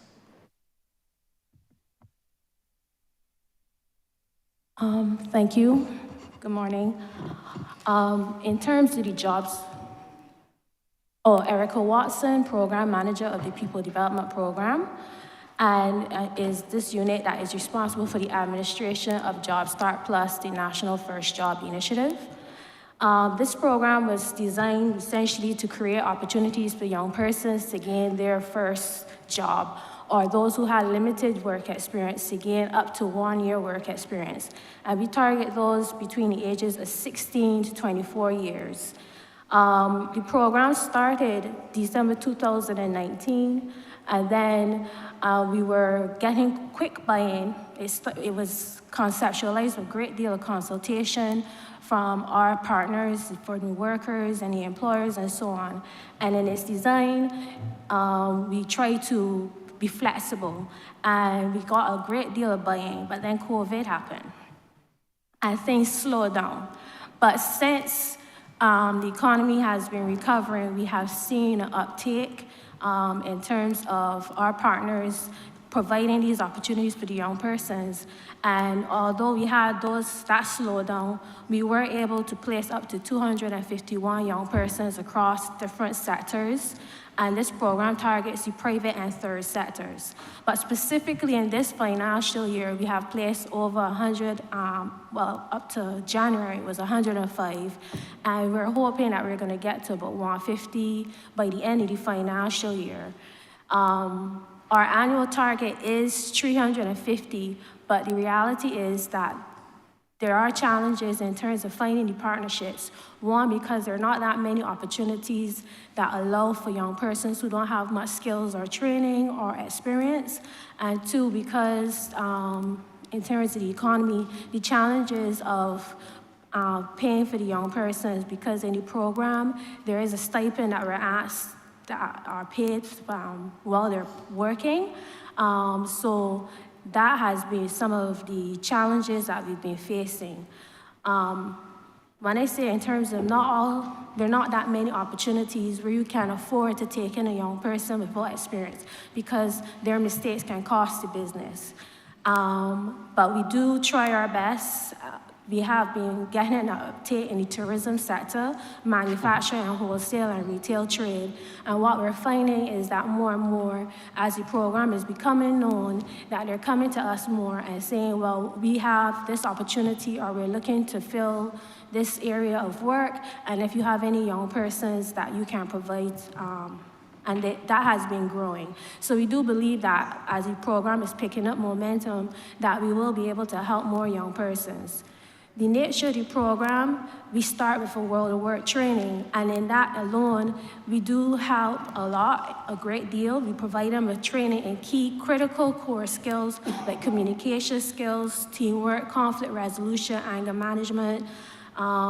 We help them in terms of career planning, and we have been able to, obviously with COVID, there was a slowdown. We couldn't have the training. We tried to then train, do it online, but that provided a number of limitations. We've gone back face-to-face, and we have been having a continuous rollout of training nearly every month. And in total, for this year alone, we trained about 221 persons, in total, and we do this training nearly every month, with a maximum cohort of about 30 young persons. And then we provide career planning and guidance to those young persons to help them figure out what's their next step. So outside of the work experience aspect, we do a lot of capacity building and skills development in that sense. Outside of that, we also provide core skills training to these young persons because we've been receiving feedback from our partners in terms of where they need some help, some development to help them transition successfully into the workplace. So the program is relatively new. We're learning as we're going, and we're getting more opportunities, but we are trying to increase our marketing efforts, increase our engagement. We have been able to get larger partnerships because the reality of one person being placed here, one person being placed there is not going to help us reach that annual target of 350. It's larger partnerships where we will be able to get that. And we have been seeing that those opportunities opening up. We have, for example, we did an initiative with the tourism sector, the Barbados Hotel Tourism Association, called Jumpstart Tourism, where for the winter season, we try to facilitate as many placements as possible across their membership, and that has borne some good fruit. And we're looking at similar sector-wide specific partnerships that can help us to achieve the numbers. Before the Director of BEC speaks, I'll add to that in our estimates for financial year 2024-25, we've included a sum that will assist with Job Start Plus as a program, but specifically for persons with disabilities. We recognize that there is need for a specific focus. There are certain logistical matters that will need to be adjusted to cater for persons with disabilities, and part of the amount of funds put under our care for the coming financial year includes funds that will allow us to focus on persons with disabilities. Afternoon, Alison Elcott, Barbados Employment and Career Counseling Service. In terms of our external employment programs, traditional markets, the USA and Canada, continue to be where the majority of placements have been. However, we are working towards, both markets, we're working towards expanding the sectors. Right now, it is mostly hospitality and agriculture. In the USA, we're working towards teachers and the horse racing sector, as well as transportation with truck drivers. In Canada, we are also looking at those same sectors. In both cases, we are also looking at work-study programs. There are discussions ongoing with developing partnerships that would allow persons to be able to enroll in educational institutions that would give them the opportunity to expand their skills and at the same time gain a work experience, which obviously then would benefit to, in terms of returning to Barbados. Those are the opportunities that we are pursuing. We're also working with exploring opportunities in the Isle of Man, still in the very early stages of those discussions. In terms of the challenges, one of the major challenges that we have is the limited human resources within the liaison officers in both Canada and USA. Given the size of those countries, just having a small staff to reach out to the various provinces and states makes it difficult to be able to take advantage of all of the potential opportunities that's there. In terms of agriculture programs in both Canada and the USA, penetrating the markets is a bit of a challenge because a lot of the farmers have existing relationships, and it is difficult to break those connections with the countries that they have. And in addition to that, the cost of Barbadians traveling to those countries can be not as competitive as from some of the Central and Latin American countries, particularly where in the US, for example, they have put in place, the US government has put in place a federal program to support employing persons from what they call the Northern Triangle. So those are some of the main challenges that we face. If we can adjust transportation costs, we might be a little bit more competitive. That could then create another opportunity. And Mr. Chair, to just wrap the response, I want to use the opportunity, and will use the opportunity to say something to wider Barbados that we say to those who we are either sending on as part of the Job Start Plus or as workers overseas. There is sometimes, and maybe too often, a challenge with approach to work, approach to life, interpersonal relations. The program manager spoke to the amount of training that we do. But I want to say to this chamber and to Barbadians, if these programs are going to be successful, those who participate will have to pave a good wicket.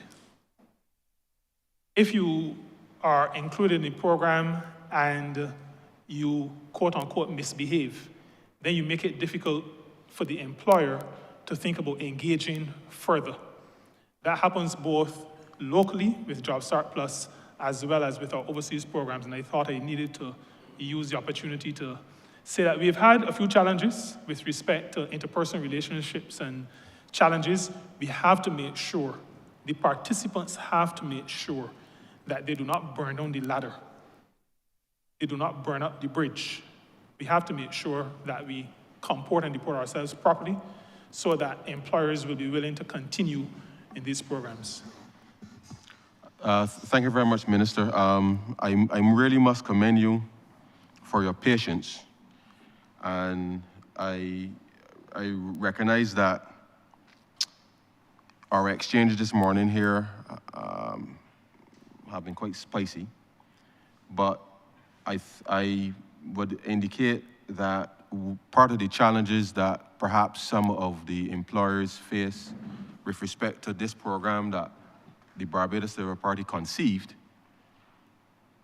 some of their challenges was because of the $1.9 billion that was owed to a range of businesses from the last administration, therefore making it particularly challenging to see the kind of success that we had initially envisaged, because at that time, and I want to make it clear through you, Mr. Chair, when we came to government trying to rescue this country, that this specific intervention that I just asked about in my previous question was one of the mission critical, part of the mission critical agenda, because we recognize that there was a lack of opportunity within the context of the economy, domestic economy, for employment.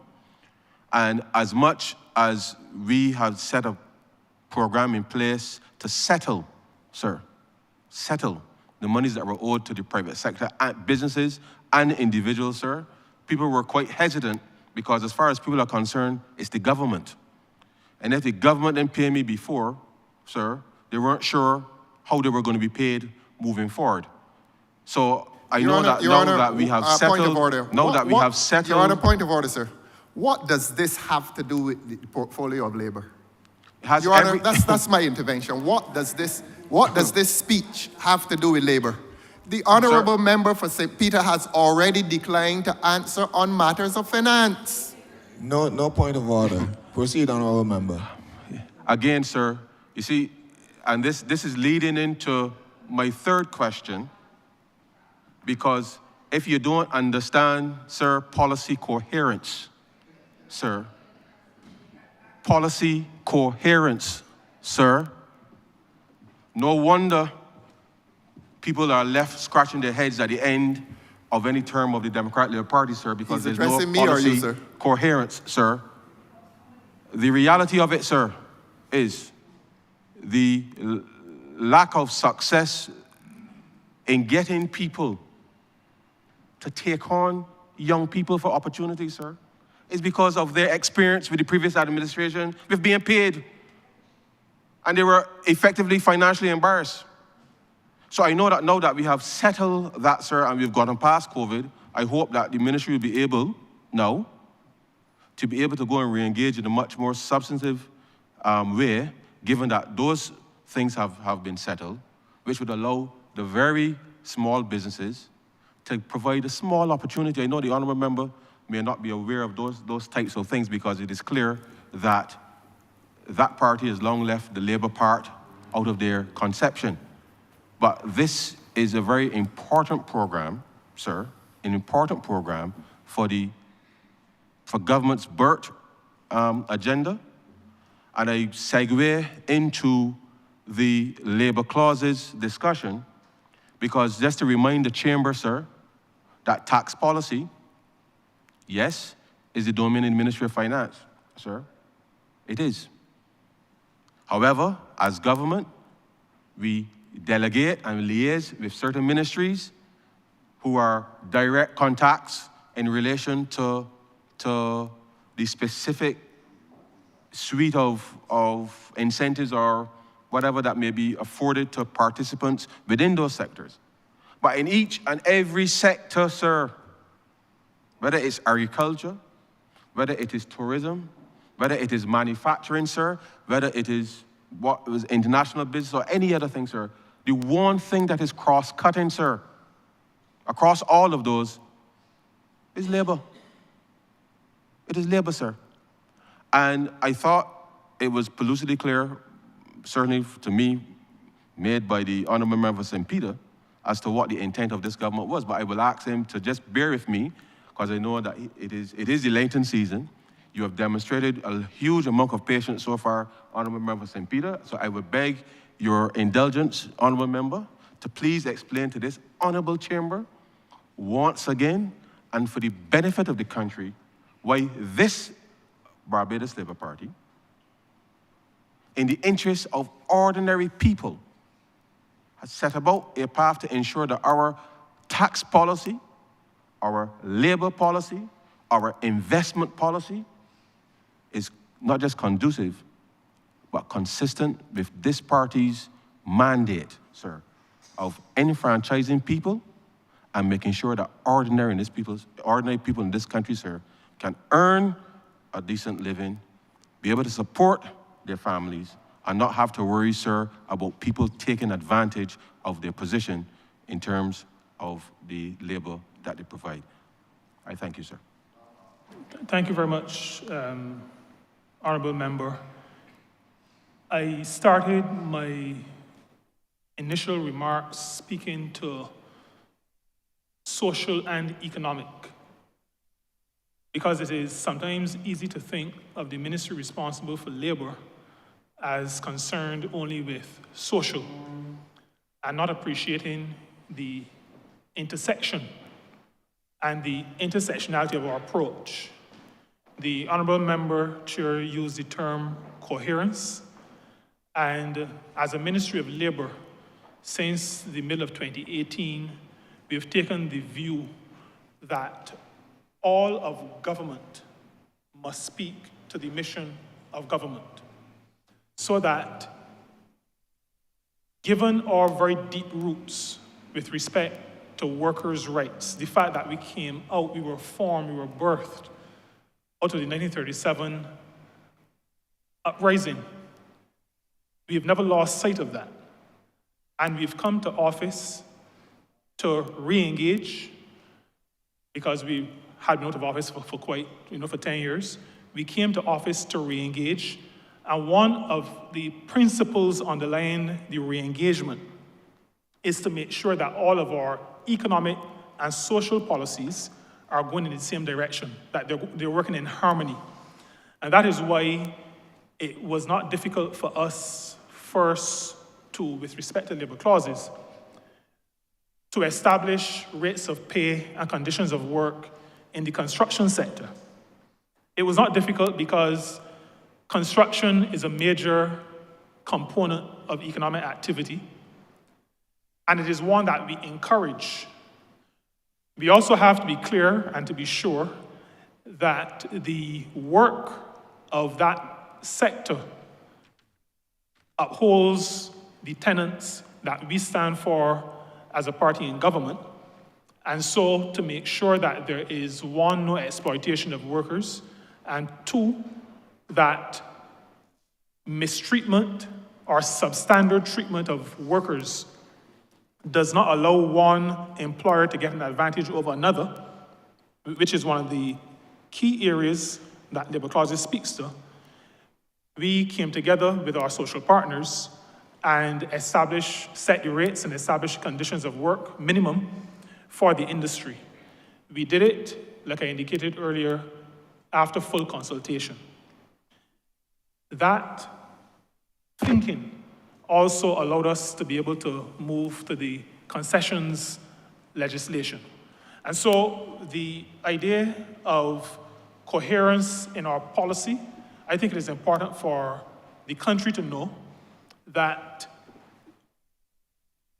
we encourage economic activity. We want economic activity. We want businesses to start and to thrive. We believe in sharing burdens and sharing bounties. And that is not just some glib phrase. That is said as a Bajanism so that we understand that sometimes there are difficulties and sometimes there are times when, you can let go your hand. All of us are in this together. So the government's policy will not be anti-business. It will not be anti-employer. It will not be anti-worker either. And so we pull together our policy framework that allows. And that is the reason why, for example, even in the Job Start Plus program, there is provision when we ask small businesses and third sector organizations to take job starters, as we refer to those young people, we subsidize the stipend. We ask larger businesses to pay the full stipend, but for the very small ones, we subsidize. And it is out of our sense of partnership, out of our sense that the development of the country is a joint enterprise and a joint exercise. And so we work together, both to build businesses, to build workers, and to make sure that one does not benefit at the expense of the other.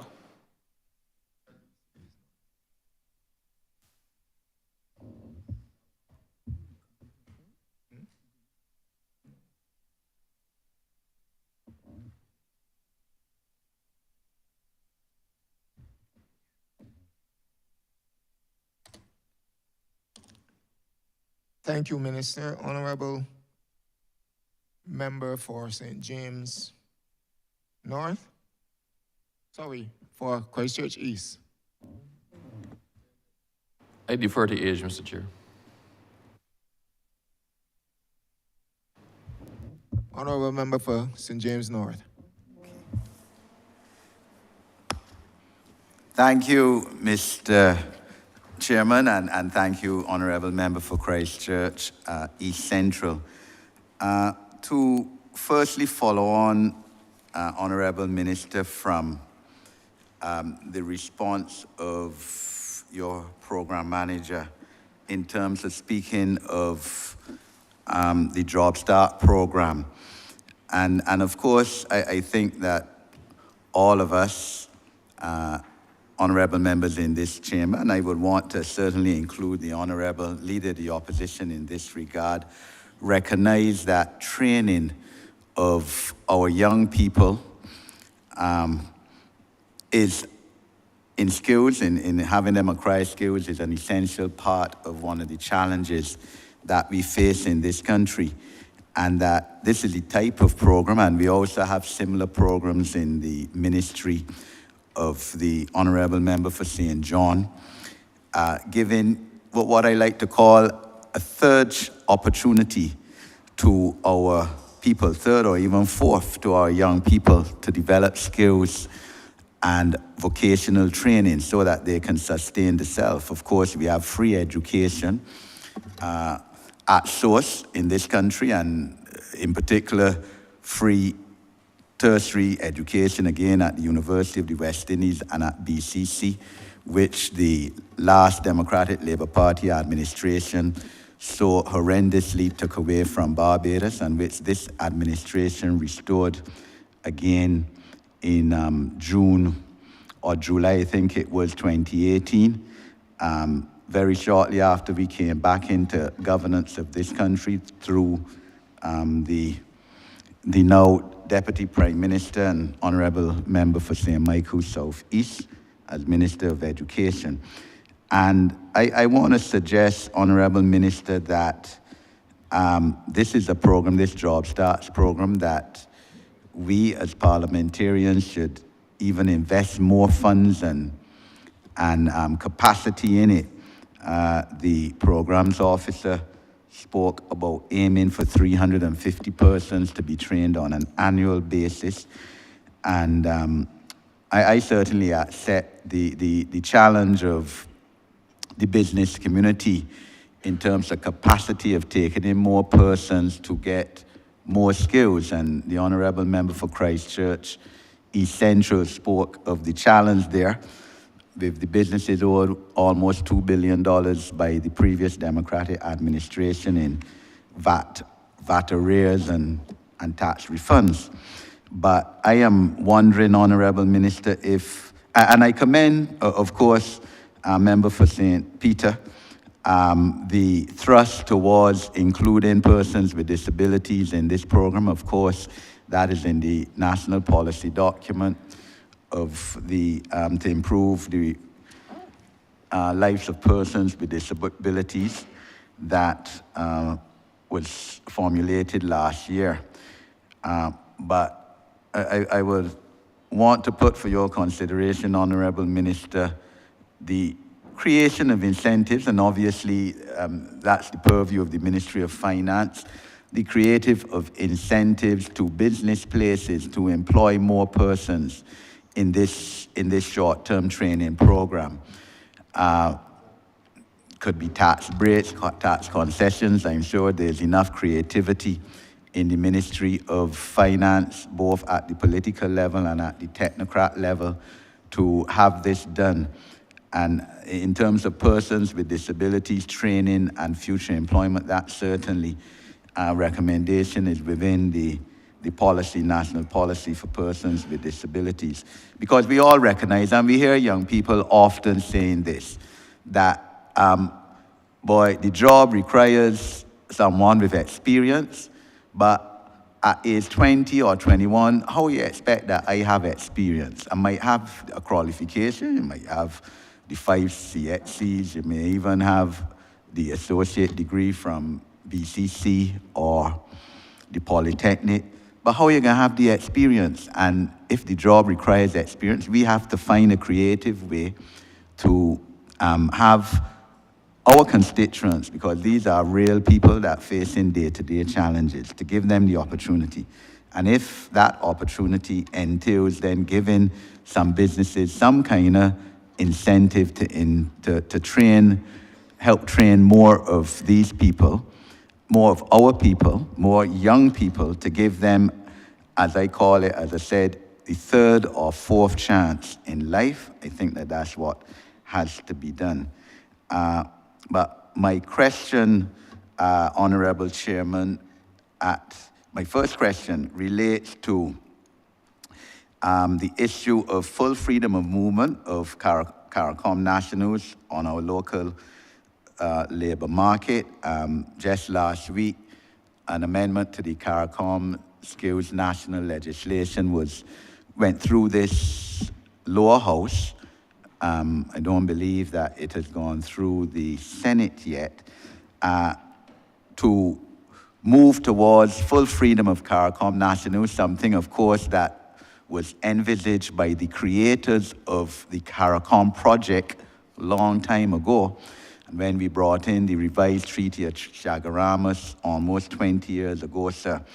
And we know, sir, that Barbados has benefited more than any other country in terms of foreign exchange earnings from other CARICOM nations in terms of our exports exceeding imports from other CARICOM nations and in terms of goods, but also in terms of services, sir. A higher percentage of Barbadians have gone to other CARICOM countries from pre-colonial time, from pre-independence times, and found employment in other countries. And this is of benefit to us, and I commend the administration. I was not here last week to participate in the debate, sir. I was overseas, but I saw, for example, the Honourable Leader of the Opposition speak towards the impact of labour, how this amendment would impact labour, sir, in Barbados. And sir, there's no question of that, because the Caribbean Congress of Labour has been involved in these discussions from the start of this CARICOM project, sir. So I'm not sure that the Honourable Leader of Opposition was aware of that fact. But Honourable Minister, how do you see, you may wish to comment on my first part in terms of increasing the capacity by creative means for the Job Start program, but also I wish to give you the opportunity to inform the people of Barbados through this Parliament, sir, the impact of full freedom of movement, CARICOM nationals, on our local labour market, and how, sir, it would benefit our people, our citizens, and you know, especially within the context of a situation where right now we have to be importing people even from Colombia, sir, whose first language is not English, to assist in the construction industry, for example. I thank you, Honourable Chairman. Thank you very much, Honourable Member. With respect to the first question on incentives for employers, we have had discussions on this matter. I indicated earlier that we do participate in the provision of stipends for third sector organizations, as well as very small businesses, sole traders, tradespersons, craftspersons. Government participates in assisting in providing stipends for persons employed in those areas. With respect to those in larger businesses who could take larger numbers of persons, we do have a challenge. We continue to appeal to their understanding of their commitment to the country within which they operate and the communities in which they operate. But we have not taken our minds away from the development of some suitable incentive if all else fails. So I want to give the assurance that the ministry is pursuing engagement and is keeping all of its options open with respect to maximizing the number of young people who participate in the program, knowing that there may come the time where even larger businesses that we would maybe intuitively think should be engaging persons almost automatically, we have to reach out to them. We have to make sure that this works. I also want, in answering or speaking to that, mention, because the Honourable Member spoke to training, and I'm going to use that to come to free movement, but particularly with construction, which is the area mentioned by the Honourable Member.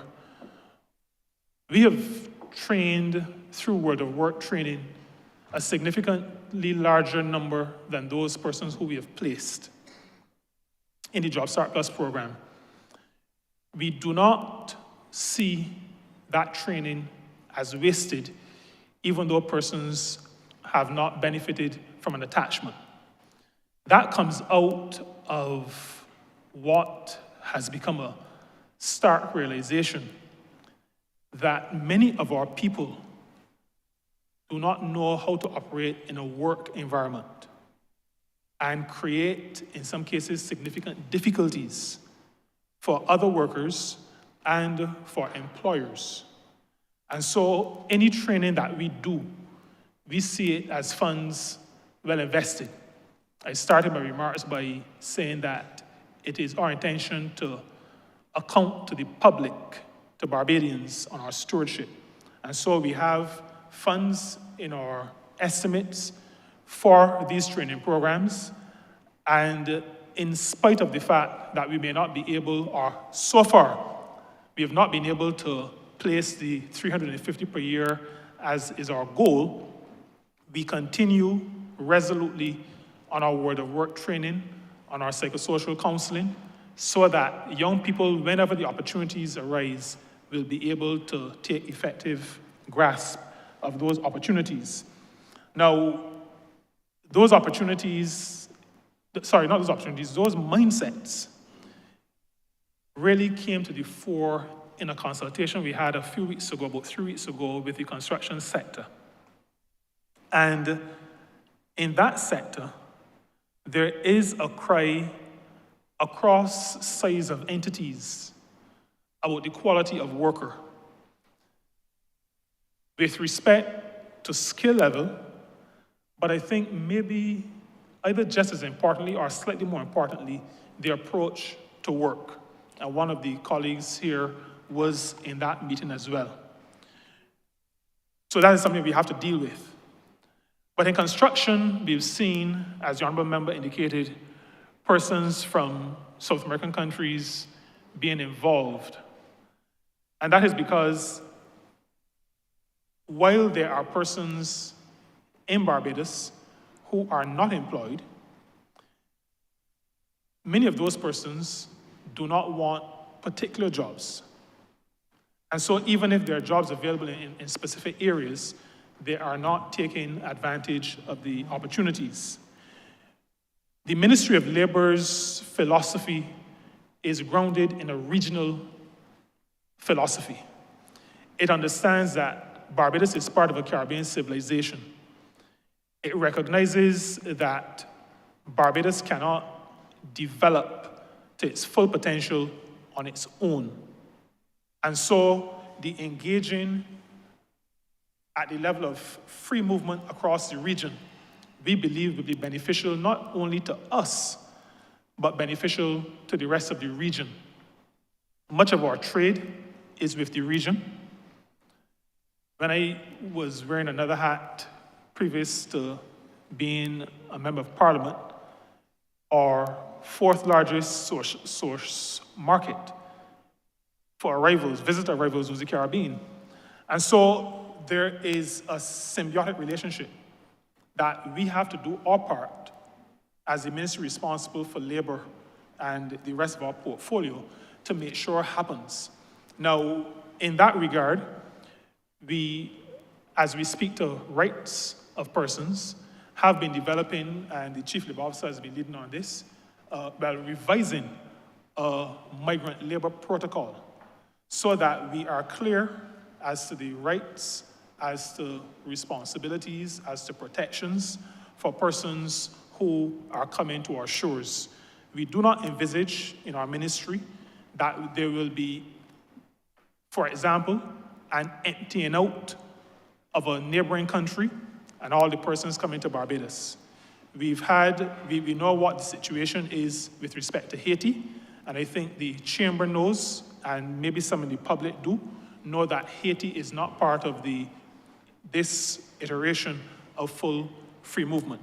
So we are not of the view that there will be damage done to the labor market, to the local labor market, by full free movement of CARICOM nationals. All member states are working toward putting whatever structures need to be put in place so that we can monitor and so that we can assess. This ministry, like the broader government that it is a part of, is never of the view that a step may necessarily be perfectly executed on the first step, but we believe that first steps have to be made. If we recognize at any point that we have to modify the step, then we will do that. We're prepared to do that, because that is what good governance, good management is about. You make the best decision possible at that point in time, and when there is further information and all is well, you continue. If adjustments have to be made, we continue. But we see no challenge with the matter of full free movement of CARICOM nationals across CARICOM member states.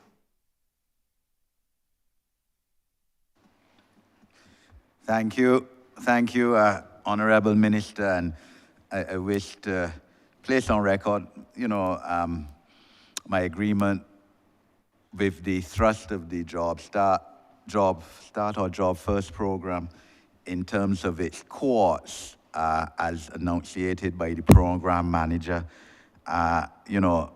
Cohorts such as anger management, conflict resolution, teamwork, proper attitude towards work. All those are so important in today's age.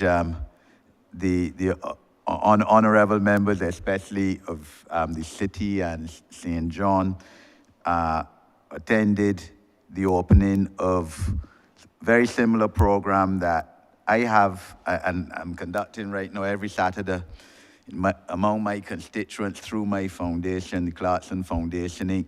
That's what we've been doing for the last 10 years, because these are so important, and I think the Honourable Minister of Education as well would agree, because I know that her ministry within its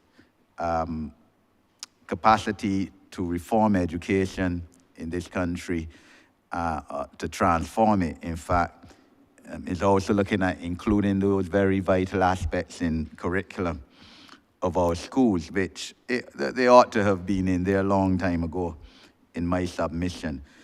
But Honourable Minister, I would like you to address your attention in terms of the Employment Rights Tribunal. In your opening, you correctly spoke that justice delayed is justice denied. Not only attorneys at law know that, but even more so ordinary people. And I know that when this administration first took over governance again of this country in 2018, I think there was a backlog of about 269 cases before the Employment Rights Tribunal that had not yet started. I know that that figure was decreased. Perhaps I would invite you, Honourable Minister, to say how many cases are now backlogged before the tribunal. But I wish to give you the opportunity to speak in more detail as to the plans in terms of policy for that tribunal. You spoke about consideration being given to 2 full-time tribunals. I certainly will support that, sir. It is difficult to have just part-time attorneys, full-time, attorneys at law who are in practice, being chairpersons of these tribunals. And of course, the legislation says that the chair, correctly so, has to be an attorney at law of at least 7 years experience. And I speak as well as a former chairman, long time ago, 30 years ago, of Severance Payments Tribunal. It is difficult to fundamentally decrease the backlog of the cases before the tribunal by just having attorneys at law who are also practicing. So I support the consideration, and certainly I would wish to urge the move to have 2 full-time tribunals, to have a locality for the tribunal, sir. And we know that the immediate past chairman of the tribunal spoke publicly on that need, to give support in terms of the technical aspect to these tribunals, because they're so important. Someone who has been allegedly unfairly dismissed from their employment, they're out of work for a good few months, they need compensation. And they not only need a judgment by the tribunal in their favor if the facts on the balance of probability so lend themselves towards, but they need the award too. So question of enforceability of the award needs to be looked at within a 2 or 3 month period, sir. And if the award isn't paid within that time, interest to accrue on the quantum of the award. We know that the tribunal is without an appointed chairman. So I'm assuming, sir, and I give you the opportunity to speak towards that when chairman, substantive chairman, may be appointed so that the work of what is an extremely important tribunal within the legislation, it has the power and authority of the magistrate's court can be running at full speed again, and where the matters, claims of our constituents before this tribunal for wrongful dismissal could be adjudicated on, and where appropriate, our constituents can be paid their just compensation under the legislation. Thank you, Mr. Speaker. Mr. Chairman, and one more intervention after this. Thank you, Mr. Chair. Thank you, Honourable Member. That was quite a long one. So I'm going to answer what I think is the essence of what you were referring to. I think at the beginning you spoke to the need, but maybe this was not your question, but it gives me an opportunity to say something. Following on from the work we are doing in training young people for work, we recognize that there are psychosocial issues and it seems some mental health issues as well. And in addition to the work being done by the unit with this training, we've also reached out to the Ministry of Education, the ministry responsible for education, and members of our faith-based organizations have, for some years now, volunteered their services, and we are awaiting the Ministry of Education's finalizing of the terms, the structure, how this will work. But it is absolutely important, and I think it's necessary to actually mention it here. There are too many issues out there with our young workers, and the ministry is grateful that the Honourable Member who just spoke is in his own way assisting in the effort. But we are dealing with it both from the employment perspective, but also from the perspective of our responsibility for religious affairs. With respect to the Employment Rights Tribunal, the Chamber should be informed that Cabinet has approved drafting instructions for rules that would assist in the good functioning of the Employment Rights Tribunal. Those drafting instructions, are before the Office of the Chief Parliamentary Counsel. We have been given the assurance that we will get the first draft in the not too distant future, meaning before the end of this fiscal year. So in another few weeks, we should have the rules, the first draft, and as is our custom, those rules as a bill, which is probably what it will be shared with our partners, and our partners will have the ability to make input. I should probably say, given my recent experience with persons in and out of this chamber using a first draft that goes for discussion, to say that that is where we are at. I just want to caution all that when we put out a draft, that is what it is. It will be a draft. It may not be fully what we want, but the draft is to allow for discussion. That draft will be published in the not too distant future. The matter of the appointment of a tribunal chair at the moment, now the structure is 1 chair, 2 deputy chairs. Each of those 3 persons chairs a tribunal.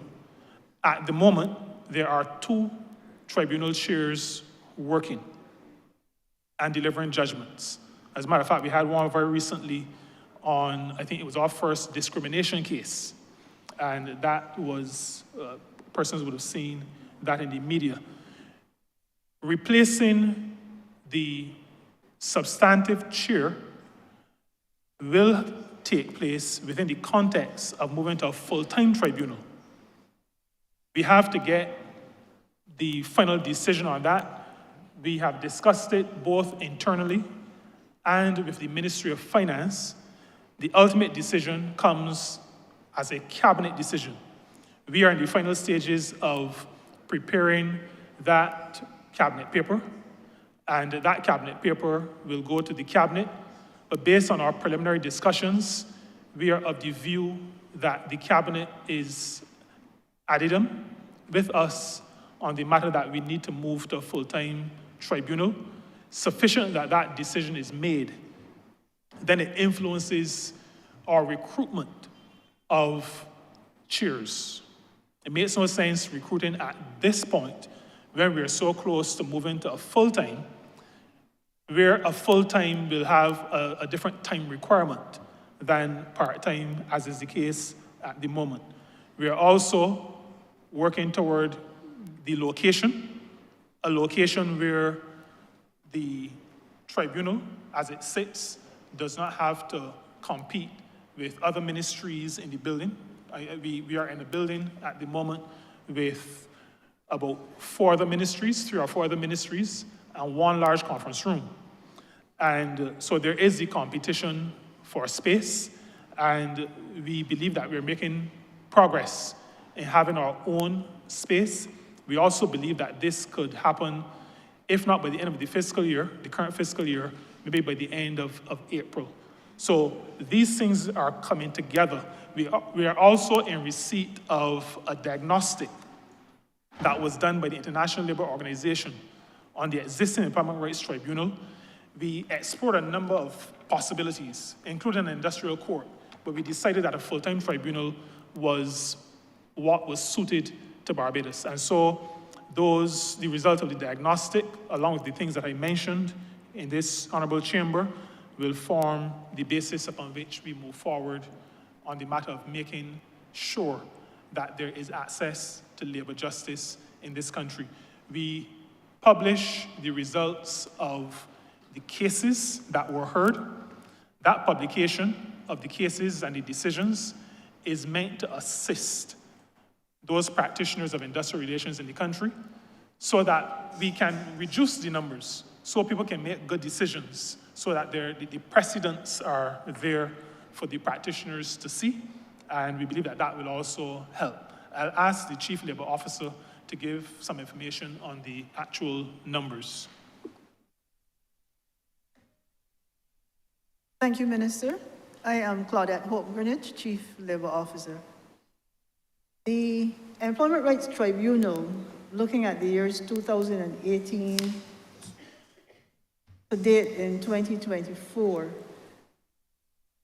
367 cases were referred for the attention of the tribunal in that period. And of that 367, 45 decisions were delivered. And many of those decisions are contained in the publication, I think that was produced in 2023, forming part of the jurisprudence when it comes to industrial relations matters. 2 decisions are pending, and 17 cases were discontinued after filing. It sometimes occurs that an employee or a claimant would change their mind for various reasons and ask to have their matter discontinued. There was also the case, or there's also the case where 65 matters were discontinued prior to hearing. This is where, as opposed to filing, the matter was arranged, there were arrangements made for hearing, but they were discontinued prior to that.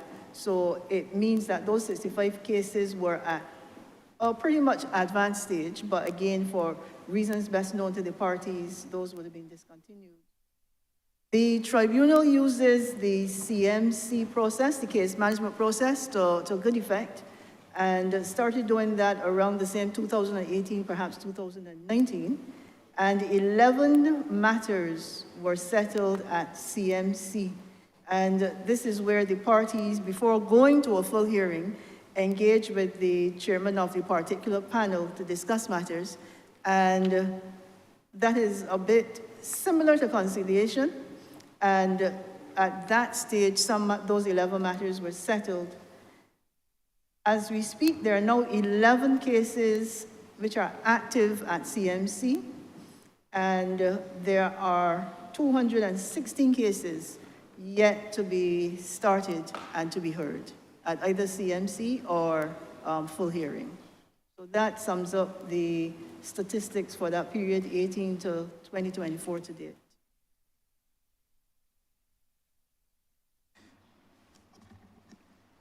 Thank you, Honourable Minister and Chief Labour Officer. And I wish to commend the ministry for the publication of the judgments. It constitutes a sound formulation of what essentially the case law before the tribunal is. I took the opportunity on one of my flights, very long flights recently, to read the judgments, and I must say that they were essentially, and in a large part, quite sound. And I was quite impressed with the crafting of the judgments and the soundness of them. And finally, Honourable Minister, I wish to speak on the third sector aspect of your ministry and the issue of outreach for philanthropic contributions from members of our diaspora in the developed world. Very important. We all know that remittances to developing countries, CARICOM countries, and ours, by our citizens and by the children of our citizens in developed countries, England, Canada, America, make up a significant aspect of our foreign exchange earnings, our gross domestic product, that barrels sent down and actual monies sent down by our relatives assist our families in this country, particularly at Christmas, the tradition of barrels coming in from overseas into the port for Christmas food, whether it's food, clothes, whatever else, to assist the sustenance and survival of our people. And I recall when I was in cabinet, certainly issues of legislation to put a statutory foundation for philanthropic contributions by Barbadians and well-wishers of Barbados to us was being muted. I'm not so sure where that is now, and I invite you, Honourable Minister, to speak to that and to speak generally as to where we are at in terms of thrust, in terms of policy, in terms of outreach for philanthropic contributions, which will assist us in operating our country, contributions to the Queen Elizabeth Hospital. For instance, we know that persons such as Right Excellent National Hero Rihanna contributes to the Queen Elizabeth Hospital and assists with that burden. But if the Honourable Minister can give the country, through this Parliament, an analysis of this aspect of his ministry. And I thank you, Honourable Chairman. Thank you very much, Honourable Member. Mr. Chair, the matter of philanthropy falls within our ministry's mandate. In the lead up to the gathering of 2020, we started our work in conjunction with the Prime Minister's Office of setting a framework that will allow for philanthropic giving. We identified the major areas that we would target. Healthcare was one of those. Education was one of those. There was the commencement of the development of a portal, a technological solution that would allow persons from across the world, and persons in Barbados, to contribute financially. We had discussions also with the Ministry of Tourism, and coming out of that, there was the recognition that persons may want to contribute in ways other than financial, and the portal was then to incorporate persons who would want to donate their time or make donations in kind, paint, those kinds of things. The pandemic then struck, and much of that was put on the back burner. I'm happy to say, though, that it has come back to front burner, has been for a couple of months now. We are at the point where we're doing two things. One is that we're focusing initially, working with the Prime Minister's Office investment on the road project, which is reclaiming our Atlantic destiny, and the aspect of that program, which includes the work at the Newton burial ground for enslaved persons, as well as the digitizing of the National Archives. That is a project that requires substantial funding, and the investment side of the Ministry of Finance, Economic Affairs and Investment has been working closely with us to go through these steps that would allow for effective philanthropic giving. That includes both reactivating the portal, and that took some time because there seemed to have been a pretty large slip between the cup and the lip with respect to if there was a portal, where it was, how far advanced it was. We've managed to address that issue. And then there are some other legal issues with respect to setting up organizations, both in the areas where people will be giving donations, that is to say, countries like the US, countries like the United Kingdom, countries on the continent, and the continent meaning the continent of Africa, setting up structures. So I'll give an example. In the US, those organizations are referred to, the ones that we are speaking about, 501c3 organizations. And the mechanics of setting up such an organization in the US, we are in the process of actually doing it at the moment, working through the process. And then there needs to be a local counterpart organization, and we are in the process of engaging legal expertise on the correct form that should take.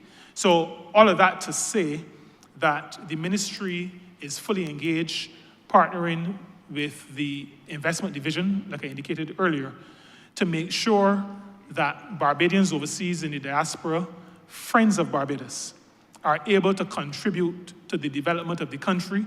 We recognize that we do not have all of the resources necessary to do everything that we want to do.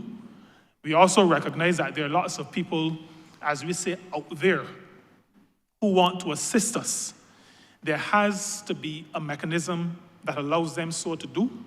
That mechanism has to conform to the ethos of this government, which speaks to transparency, which speaks to accountability, which speaks to the rule of law. And so we are making sure that the structure, the infrastructure that is put in place to allow for effective giving is put in place so that we can have the benefits from that giving. We have also engaged with customs. That is an engagement that took place prior to 2020. We have not re-engaged as yet because we're working through these legal constructs, but we will re-engage with customs because there are a number of persons, including former representatives, diplomatic representatives abroad, who have complained that trying to give to Barbados seems more difficult than what Ronald Biggs did in the Great Train Robbery. It just seems very difficult to send things into Barbados and get them accepted. And so we recognize that that is an area that needs some attention. Customs recognizes that as well. Once we've worked through to a certain point on the legal side, we'll re-engage customs. Now, overarching all of that is continuing work on legislation for the third sector. That third sector legislation will include matters that speak to giving, to philanthropy, because one of the things we want to make sure happens is that third sector organizations in the country are in a position where they can receive donations as well from organizations of integrity or persons of integrity with a similar focus as some of our local organizations. Thank you, Chair. Thank you, Honourable Minister. And Honourable Chairman, if you may just allow me just a minor issue. And obviously, the Honourable Minister of Home Affairs spoke last week at St. Peter's speech that he intends to bring new Immigration Act, new Citizenship Bill, I believe, as well, to Parliament this year. I certainly look forward to that. I think we all do, because all of that is tied in to, you know, giving our capacity of Barbadians who live overseas, their children, grandchildren, the feeling and the facilitation to make philanthropic contributions to Barbados easier. Because as you said correctly, Honourable Minister, the impression is given that it is quite difficult and challenging to do so because of the red tape that we have right now. Thank you, Honourable Chairman. Thank you, Honourable Leader of Government Business.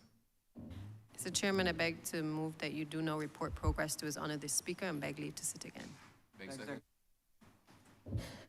The question is that I do now report progress to His Honour the Speaker and beg to leave to sit again. All honourable members in favour, say aye. All members against, say no. Methinks the ayes have it.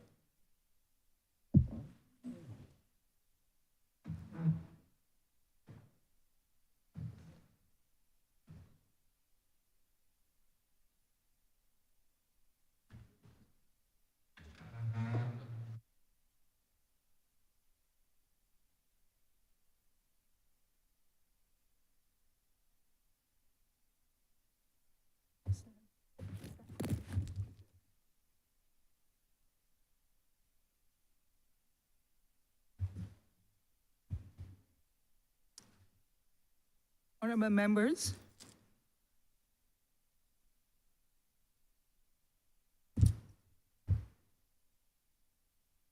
members, the chairman has reported to me and asked for leave for us to sit again in this honourable chamber. Leader of Government's Business. Madam Acting, Deputy Speaker, I beg to move that the House be suspended until 2:30 p.m. The question is that this House be now resume or at 2:30 p.m. this afternoon. All honourable members in favour, please say aye. Those against it, please say nay. I think the ayes have it.